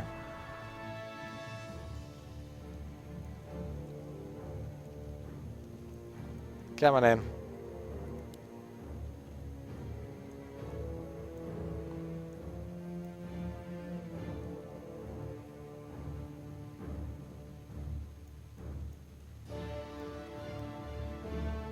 Is he hoping that he can flank from above and hit from behind? It's not easy to hit any of that army though. Spellbreakers, tanks and griffins. That's a very solid combination that is pretty hard to nuke. The most vulnerable things being the Griffins by far. Spellbreakers can't really be hurt by spells because, well, they're immune to magic for the most part. Tanks are just what they are. Tanks, solid, high health units with fortified armor, just beasts. And Griffins are air units, so even if you can sort of like nuke them a little bit and, you know, do some damage to them, they can just fly away quite easily. So that's really hard to engage for DV. Our Cash looks like he's in a great spot. So yeah, I think DV's best bets is to really allow our Cash to push inside of those towers or get close enough to those towers. And eventually our Cash will have to do it if he wants to get through all of this and eventually finish the game.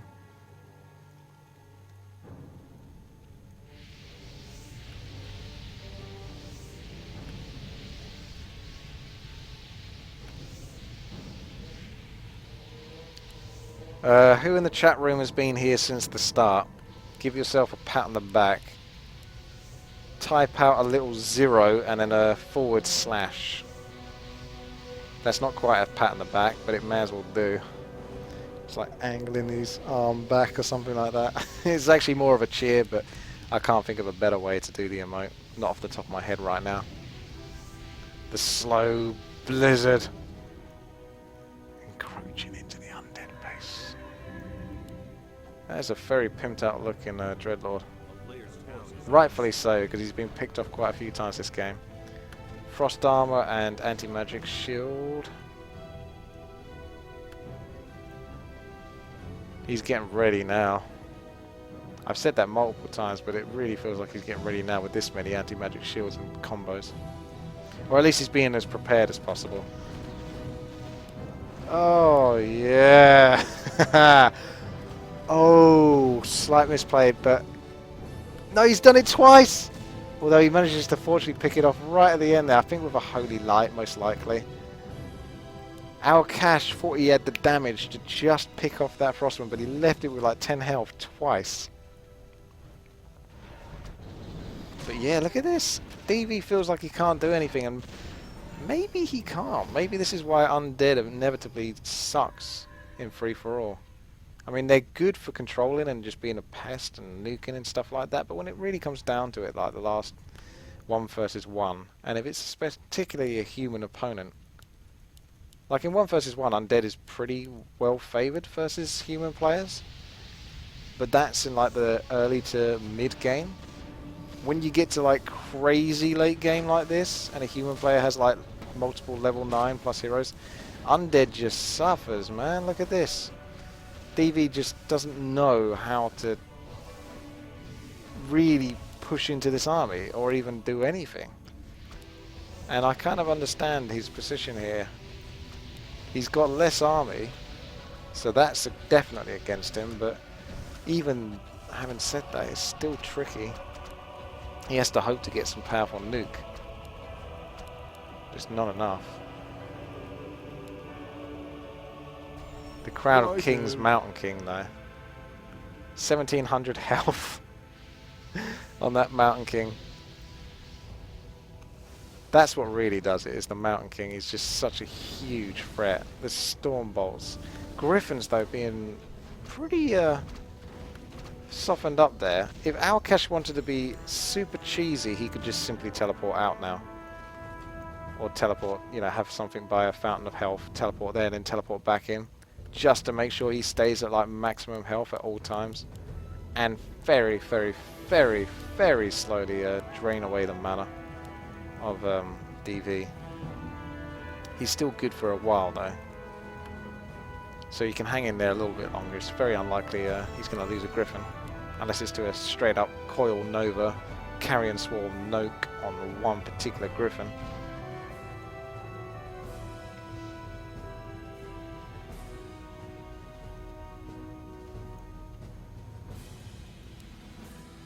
I never said I was going to play 6 versus 6, Sam. I never said I would. You just assumed I would. It's certainly not something I can guarantee, since you need, what, 11 other players.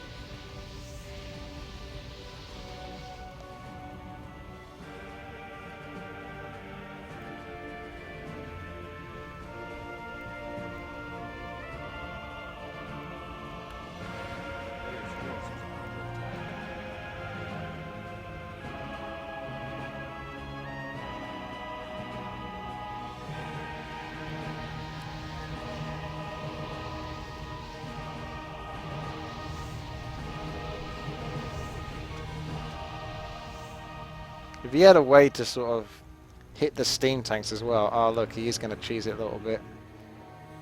He is going to do what I mean, it is technically the right thing to do.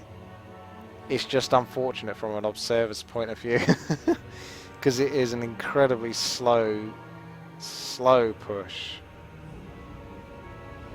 But by doing that, he essentially guarantees that he's pretty much not going to lose anything. Because it takes nothing for the Archmage to teleport there and then teleport back if he wants to.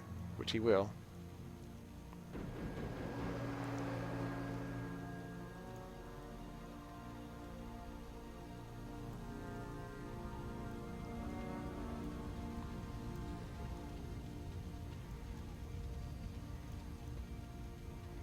At least we are down to 2 now.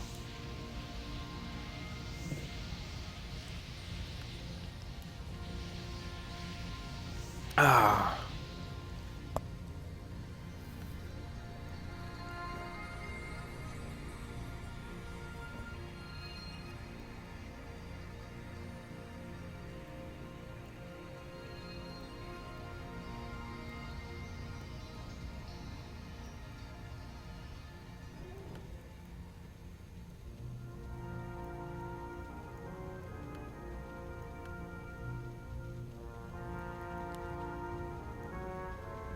Interesting. Did he have that item in his back of his base the whole time, or did he actually actively spend 200 gold on a potion of mana? And that's good. The Inferno is at least something he can do here. But I think the irony is it actually cost him his shade, because it made the Mountain King, or at least, yeah, it made the Mountain King Thunderclap and kill the shade, I guess? But why did the Mountain King Thunderclap versus an Infernal? I don't know, but I heard a shade die regardless, so... Weird. But yeah, an Infernal is actually a good answer to this. You know, keeping the Infernal under control with the coils and poking as best as possible whilst keeping your distance. You'll be able to just poke away at the human army here a little bit there, so... Oh, that's not his last altar, is it? No, he's got the human altar, so he can actually get his hero back should the worst happen.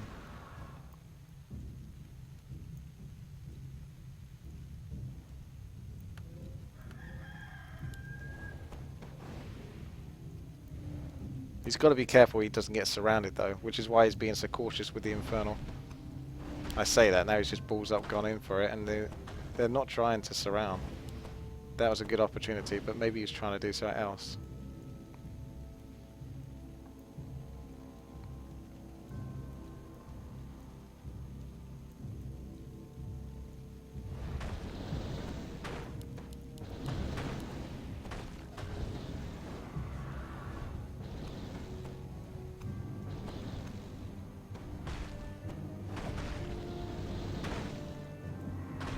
Mountain King has been slept. This is the time to move in, but the Carrion Swarm wakes that right up. And one Griffin going down, I think, even though the Holy Light looked like... Either Holy Light healed that Griffin up or it went down. It's hard to bloody tell. But either way, that was a good little poke there. Is it enough? Is there enough mana on these undead heroes? Yeah, they're looking pretty good, to be fair. There's plenty of pokes left for them. Mountain King's got 630 health, 630 mana though. And the anti-magic shield absorbs up that storm bolt quite nicely. Griffin's really starting to take a little bit of damage now. I'm pretty sure that Owlcash is going to want to mass teleport out of this situation very shortly. So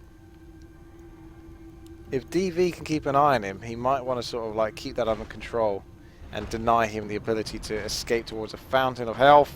Oh, an Infernal going down. A little bit more experience there, but none of it boosting up any of these heroes at least.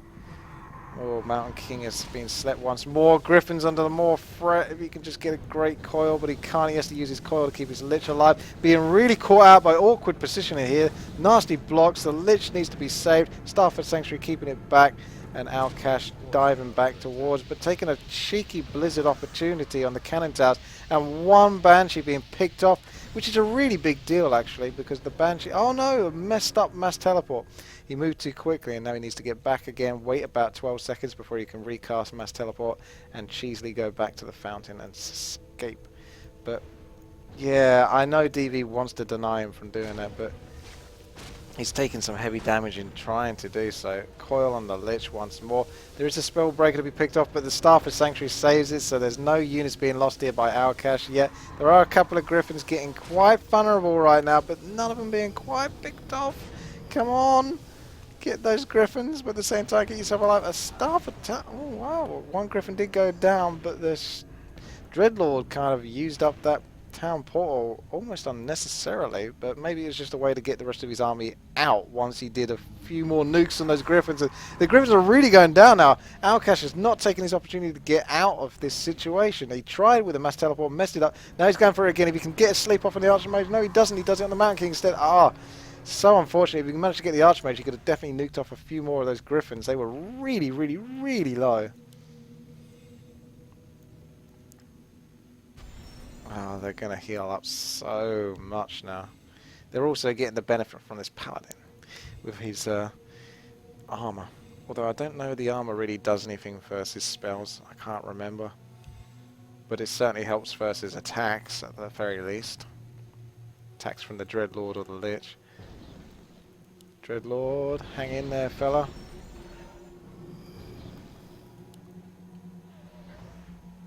Yeah, Mountain King is being cramped up at the back there, so he's not going to get any decent storm bolts unless the Lich gets blocked by the spell breakers.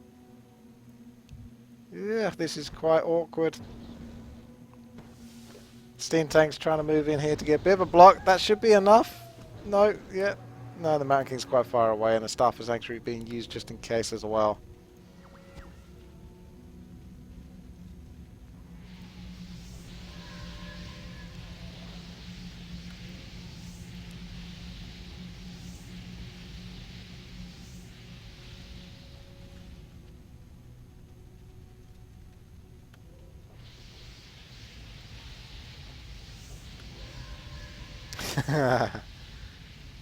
Nice use of the Stormbolt and motor hit the source.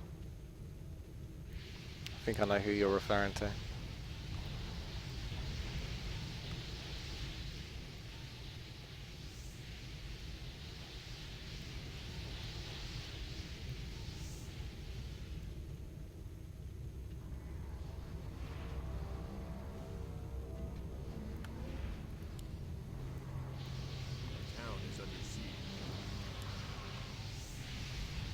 Who needs siege engines, huh? When you got an Archmage.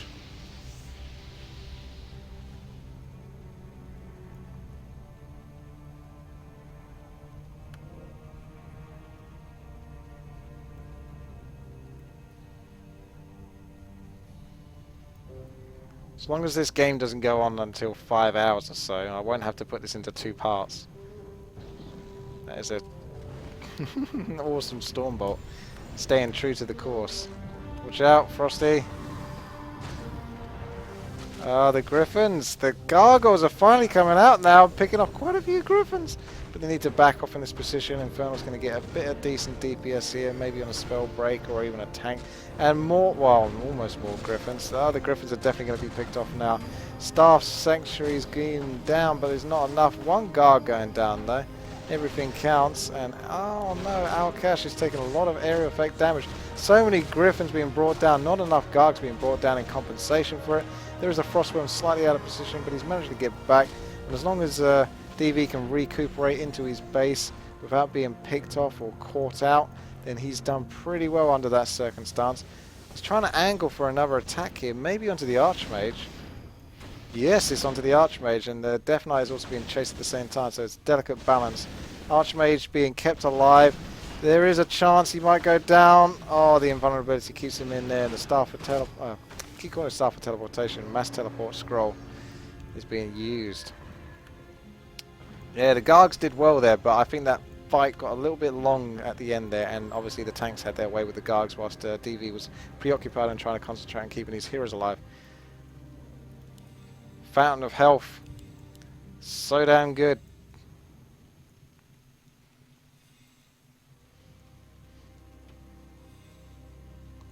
definitely compensates for a lot. So, one thing to bear in mind that our cache was at like 92 or 96 food for a long time there. It's like 65 food now. Whereas DV was on like about 70, 67 food. He's going to be on less now. Ouch. But he's at 55 food now, so he's only really lost 12 food, whereas our cache lost a fair bit more. Would have liked to have seen a surround attempt there, but like Ponty said, these players are probably pretty damn tired at the moment. They have actually been playing this game, not just watching it. And I bet you feel quite knackered just watching it.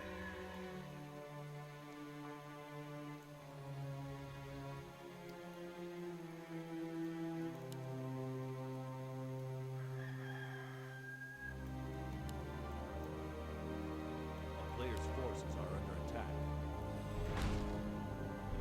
I don't think I... Oh!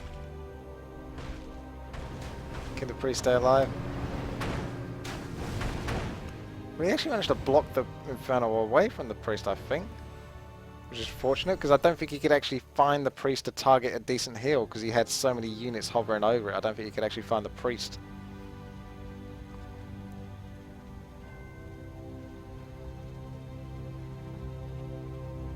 A player's forces are under attack.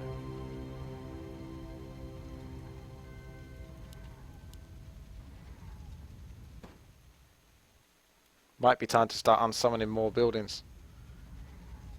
The funny thing is that he really only has like 3 undead buildings. And then the rest of his buildings are actually human buildings. Actually, I think he's got 4. 1. Has he still got that altar note? 1, 2, 3, 4, if I'm counting correctly. And I'm not super tired myself. So he's slowly becoming human. It's like an epic romantic story of an undead slowly turning into a human and becoming, refining their humanity, what it means to love. And then another human player comes and destroys it all, as we often do. We destroy things. Well, that blizzard's good range. Those cannon towers aren't having any of it, are they? Look, they don't care. They're chill. Well, that's nice. 1 tank kind of for free there from DV, just being slightly picked off there. Nice flank there. Can't argue with that. Everything counts. If he gets a tank for nothing there, that was pretty advantageous. He does lose towers though, I suppose, a little bit. Alright, going on the Archmage, very strong there. You can see a very direct control there. Oh, nice move to put the Archmage into the Zeppelin, just buying it a bit more health and time. Death Knight in a bit of a predicament, but he does scroll a Town Portal, which he might be tempted to use, unless he wants to buy a little bit more riskiness. Oh, the Holy Light, I'm pretty sure, surely was just about to go off there. Archmage being forced to Town Portal, Griffin kept alive. DV, I think, is slowly winning this. Because as soon as, like, our cash, right, he's strong, but if he loses just a few more Griffins or just a couple more steam tanks, he's going to have very little power to push this undead base any further without getting obliterated by the undead hero Focus, Nuke, and Lich, Orb of Corruption. So, when a human army is at 100 food and they've got mass tanks and spellbreaking and griffins, yeah, you're in trouble. When they're at about 40 to 50 food, they're suddenly a lot more manageable, even if the opponent has less food than you. So I think DV might have this in the bag. I mean, he has got the green colour after all. So that's a really good way to go about getting a win, is to play as green. Always pick green. Best colour. A player's forces are under attack.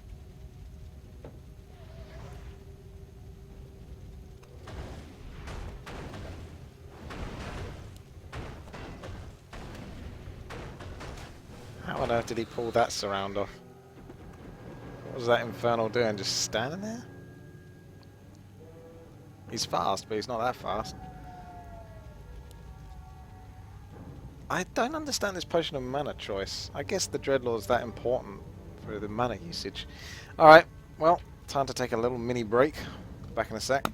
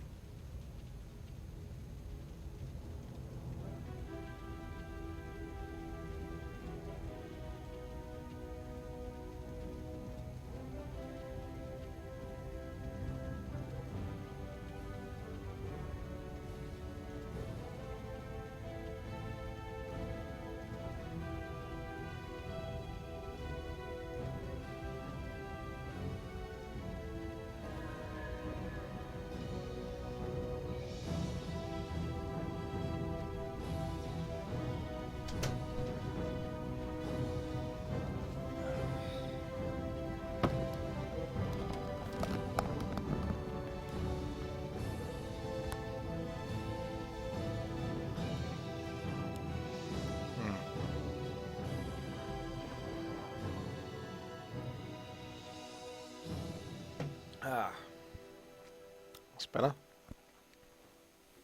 Rune braces have moved on to the Archmage now, have you noticed? Paladin has sacrificed them, just so the Archmage doesn't get quite super nuked, despite having 1300 health. And once again, the Archmage is going to take some damage here. The Frost Worm is so key. He really wants to keep that alive because it allows the Archmage to just stay in. Where, oh, lovely Infernal there. Huge nukes in the Archmage. Scroll of Town Portal's got to be used there. Please keep that Frost Worm alive. It's so... Oh, no. That was so key. As I was saying, the Frost Worm is so important there because it just allows the Lich to keep up, the units to just keep doing damage to the Archmage, as he's essentially brought down to like 50% movement speed, even slower than that. It's really key. Oh man, he can get another Frostworm, but it's going to cost him a cigarette. Okay. Looks like Alkash is back. He has his plan to go for the Death Knight, and he's pretty keen. The Archmage is once again taking a lot of damage, pushing vulnerability on the Archmage, but the problem is the Death Knight is really out of position here at this point. Spellbreaker's Mountain King so close nearby. Paladin might put down another nuke. Got to use that Scroll of Town Portal. No choice there. And Alkash down to 70 gold, and no way to buy another invulnerability potion unless he sells some awesome items. You will get a lot of gold for selling the Crown of Kings, but would you want to do that? No, I don't think you should have waited. I mean, Cumulo, respect to you, bro, but I'm pretty sure that Mountain King spell, Storm Bolt and Holy Light was really about to go off there. Like, they must have been off cooldown, like within like half a second. I think that was it. He had to pretty much make that Scroll of Town Portal. It's too big a risk, because that is a dead Death Knight if he doesn't. And he can still win this with slow pokes with what he's doing. The irony is that, yeah, Alkash is the one that's been doing the slow pokes, but it might have actually ended up being a problem, because he might have wanted to be a bit more aggressive and just go for it.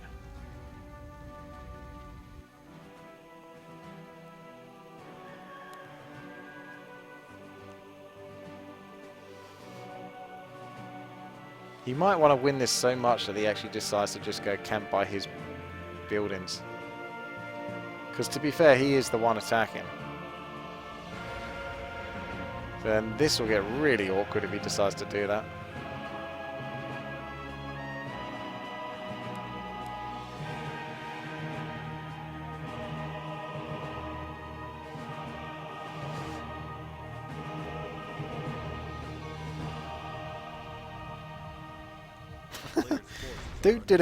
Do.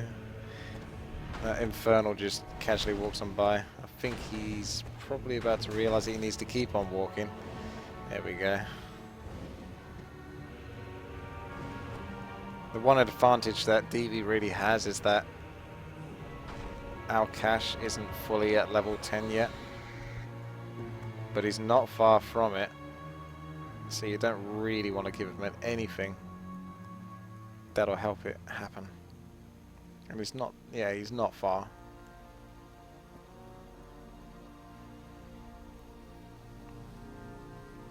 You spell colour with a U A if you're player's forces English. are under If attack. you're American, you probably spell it without a U. But seeing as Americans stole the English language and then crucified it, you should be using a U, because we know what we're doing. Oh, okay, one priest. That's the one to town portal to. That's a good move from DV. Knows that there's something he's town portal into, or rather mass teleporting to, nearby the Fountain of Health. And fortunately for him, it's a squishy priest. He's got to keep running now. That Mountain King is getting really blocked a lot by these spell breakers. He just can't keep ahead. He needs a boost of speed. I don't know if he sold the boost of speed on the Mountain King. There's no boost of speed for these heroes, so he must have sold the boost of speed, I think. I'm not quite sure what just happened there, but these guys loved it. I think it might have been a Griffin nuke or something.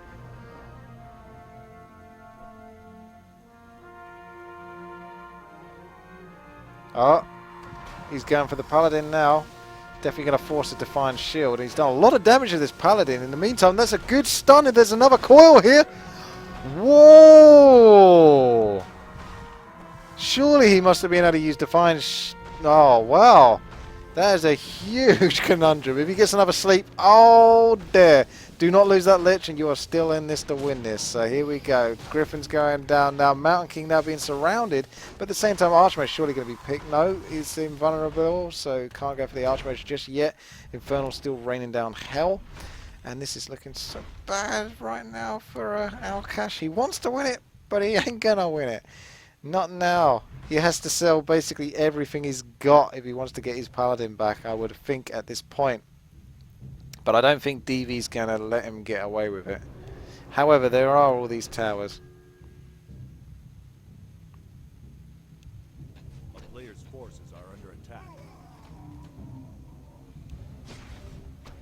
Paladin is actually coming back. Where did he get the gold from? Did he just ninja sell everything? A town is under siege. Seriously, where did he get the gold from? I don't know where he got enough gold for just suddenly getting his Paladin. You can see he has 70 gold, but maybe he had an item by the shop, a couple of items sitting there by the shop that he could just sell, but either way, this is nice. Yeah, I've got steam tanks going to town over here, though. Don't think they're that worth teleporting back for. I mean, yes, they kind of are, because you don't want to let them get anything, but there are still cannon towers here, so you can't truly push past the mortars and cannon towers anyway. But the question is, could he do anything more in this base? Oh. Frog in the throat. It's gone. Well, that is a good reason to town portal. Is to potentially kill these tanks, or at least do a decent chunk of damage to them. Paladin's coming from here. Oh, yeah. The other altar. That's a good move, actually. To have an altar elsewhere. Well, more steam tanks going down. Alkash now officially has the same food. No, not actually officially. Almost, almost, almost. He has 41 food versus DV's 40 food.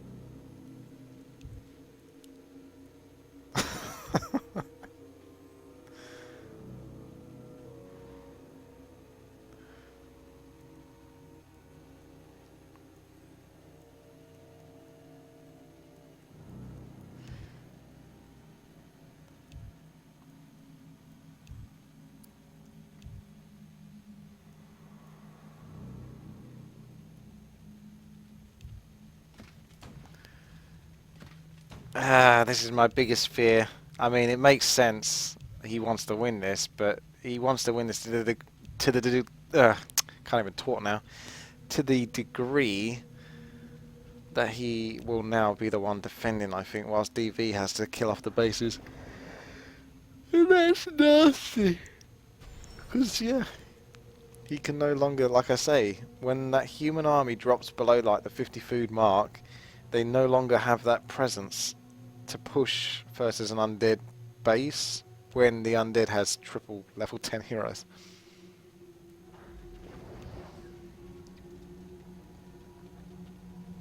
Death and Decay is at least something that the undead has here in his arsenal, alongside Infernal, to try to get through these towers without taking too much damage, but he'd have to at least sleep the Mountain King for about 3 to 4 seconds before he gets woken up and sends a Stormbolt to the Lich.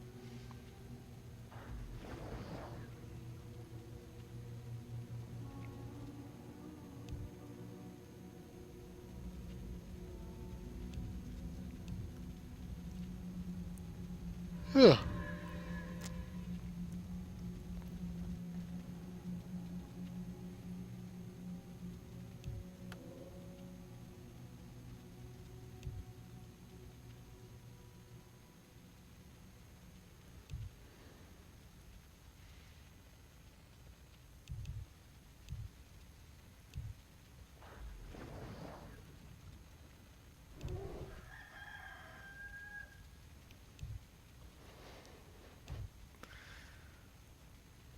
It's gonna get real quiet now. So quiet.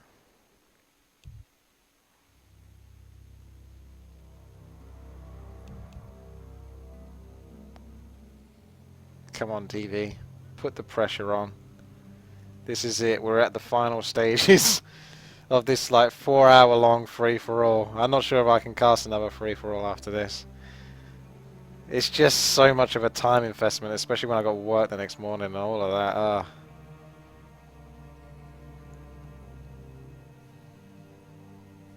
At least he's got a Crown of Kings. I'm happy about that. Might want to give it to the Dreadlord though, because he does take a lot of damage. The problem is that triple hero is back.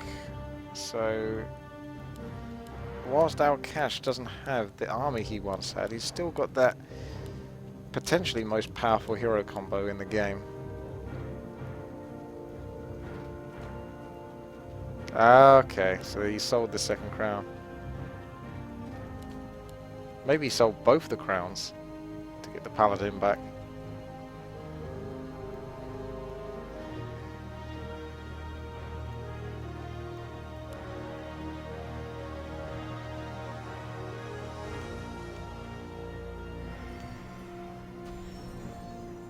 Cheeky Holy Light there to get a good start versus the Death Knight. 200 health off of you. But the advantage that the Death Knight has is that level 3 Unholy Aura. So he's already building up the health once more. DV is down to 195 gold though now. Both players have stuff to sell. Bear that in mind, so they still have potential gold. That Destroyer animation where he cheers just looks so unlike the Destroyer. It's so weird. There's your Death and Decay. Got to get the sleep in. He's getting a good long length of time on that Death and Decay. So he's done better on the Death and Decay than I was expecting him to do. He's even going to get another stun and another sleep. Oh, wow. That is a long Death and Decay. Really, really long. I'm surprised. Yeah, he got away with that for that long. Ah, yes, nice. The denial of the Infernal kill. Don't let him have it. Just put it in your control group and move. Stop coming back with it. What are you doing? What are you doing? Just fucking group it with your Death Knight and run. I don't want... I have kind of made my decision now that I want DV to win this. I don't want... What is he doing? Look at it. He keeps toying with him. Stop it. Don't give him level 10.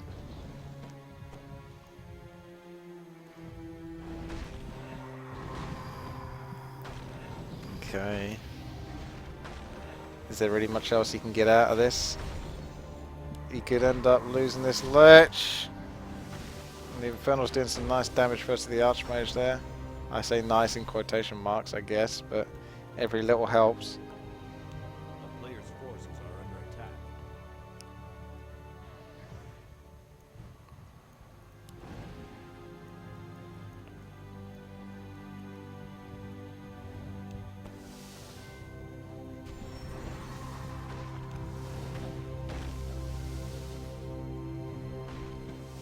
It's time to get the Furbolg ulcer out.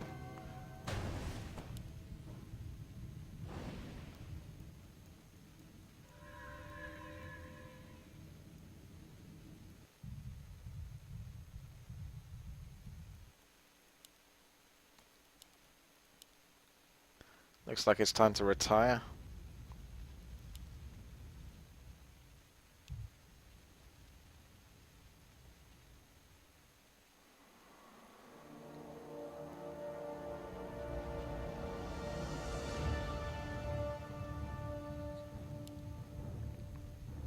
He could certainly invis his heroes and then come back for another Death and Decay.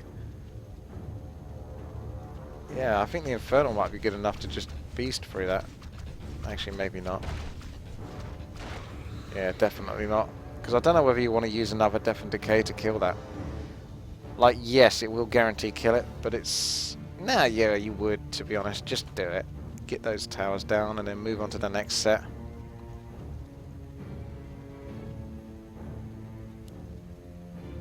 That Paladin does look very pretty.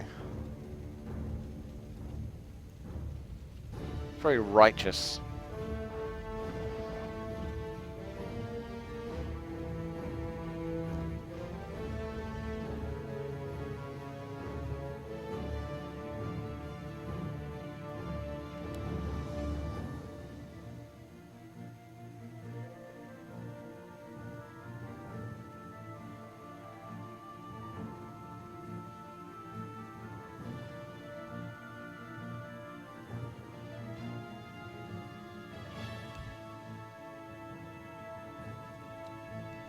Free 5.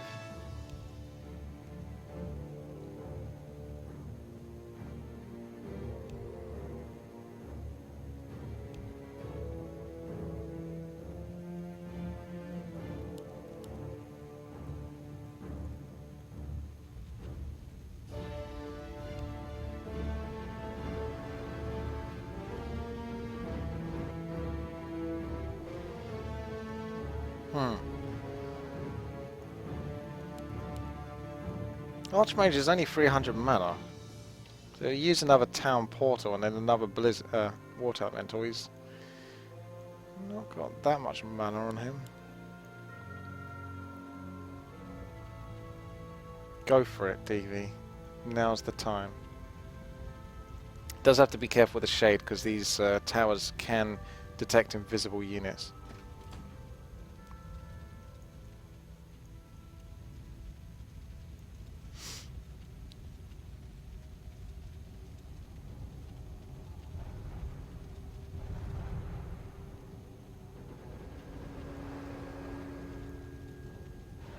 The intercept begins now.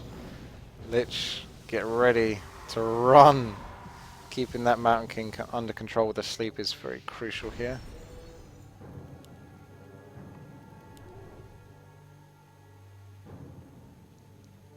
A player's forces are under attack.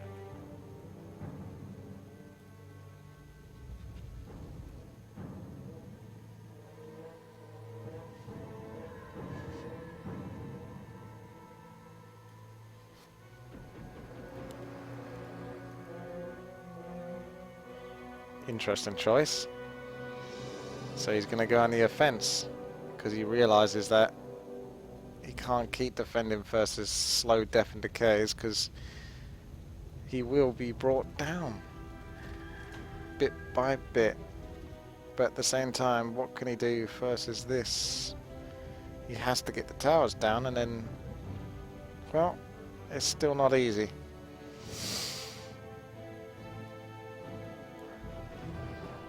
Oh.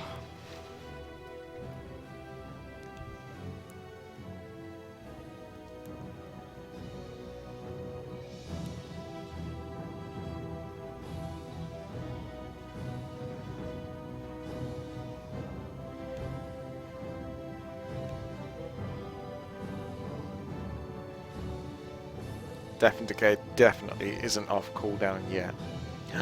No, the sock! There is a gyrocopter. Oh. It's the first time I've seen him with that. A town is under siege. He's got to run all the way back. He doesn't have the ability to mass town portal. So this is actually a pretty good move from Alkash here in this circumstance. He's going to get some free damage. And then he can always get out. Oh my god! Oh my god!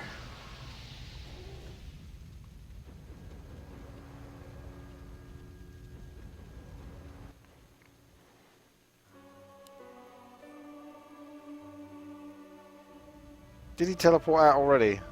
Yes. Playing mind games now.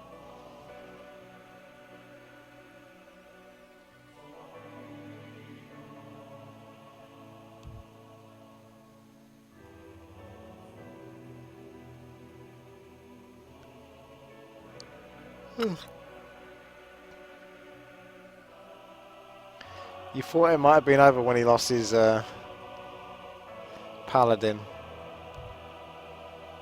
Nope.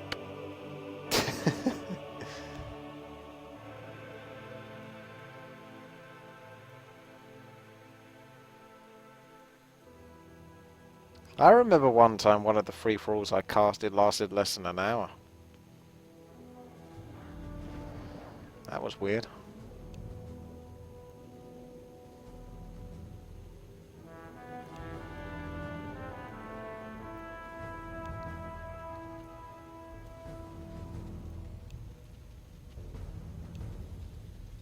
I thought Cumulo had to go. Maybe not.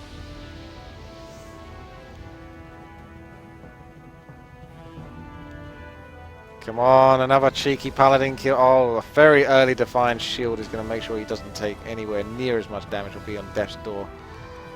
Speaking of Death's Door, I think the Death Knight is getting close to it. He's got no easy way to heal versus that, and the Holy Lights are just going to keep on coming as the paladin chases him down. This is really bad news, actually. He kind of needs a Zeppelin to get that Death Knight out of the paladin's Holy Light range. He's actually really in trouble here.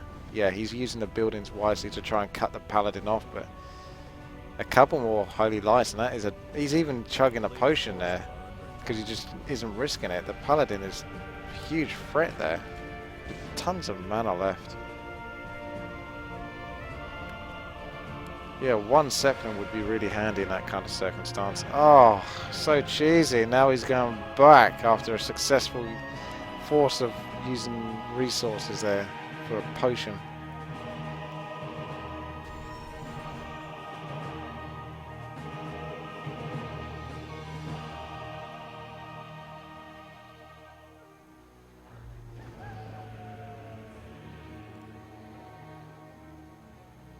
Sticking to the blight.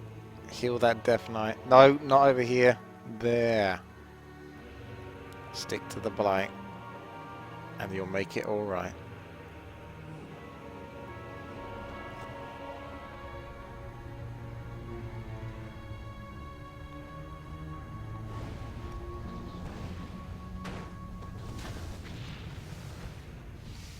Another building down. DV has to do something, but he's trying to heal up as much as he can with his Death Knight, I think, before he re-engages, because he's going to get pretty Holy Lighted to death. There's no easy way to beast through that Paladin. Oh, straight. Oh, this is it. Yeah, he's realised. Don't even mess around. Just Divine Shield right at the start and then chuck Holy Lights non-stop at the Death Knight. There's like nothing the Undead can do there. Especially if another Stormbolt comes in there. It's a good block there by denying that. I thought for a moment he devoured the sleep with his Destroyer just for mana.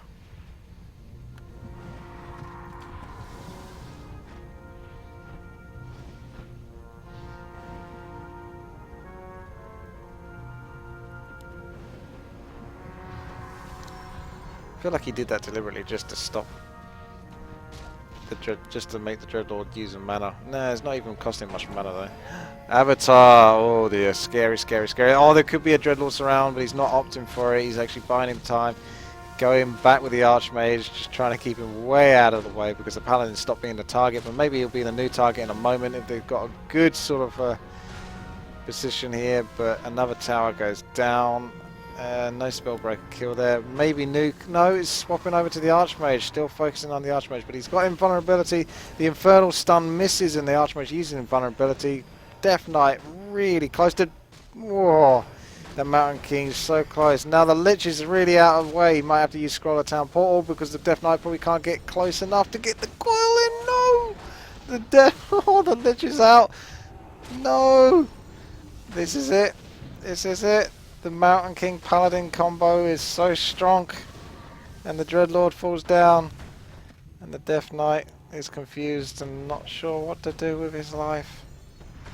Maybe sacrifice it to the human gods because they are winning this one. There's no coming back now. That is it. The Death Knight could sell everything, get the heroes back, but I don't think he's got enough time to get the heroes back. And the Infernal's even giving up. And the Spellbreakers, they're dumb. I did hear a Griffin get killed though, and he is actually selling everything. 1,000 gold. It actually isn't enough to get both his heroes back. It's enough to get one hero back. But he's lost pretty much everything he's got. And now the Death Knight falls, thus completing the circle of life and death. Wow, there we go. Well, there it is. Hopefully you guys enjoyed this free-for-all. If you did, make sure to thumbs up the video and subscribe for more. Check out the channel that I stream this from, twitch.tv/WTii. There'll be a link to the free-for-all masters as well in the video description below if you want to check out their website and maybe partake in one of these tournaments. Good luck to you. Expect to play for 4 hours. 27,500 gold is a lot, but the game's gone on so damn long that it actually is dwarfed by the amount of gold that the other players managed to accumulate by this point into the game. Wow. Okay, so 17 hero kills there for DV. First is 12 and 6. Lots of level 10s. By the end of it, Nox actually died fairly early and actually had 655, so he did really well. He just lost that panda and that cost him everything. Units killed. Cumulo really came on board there on that one, destroying a whole ton of units.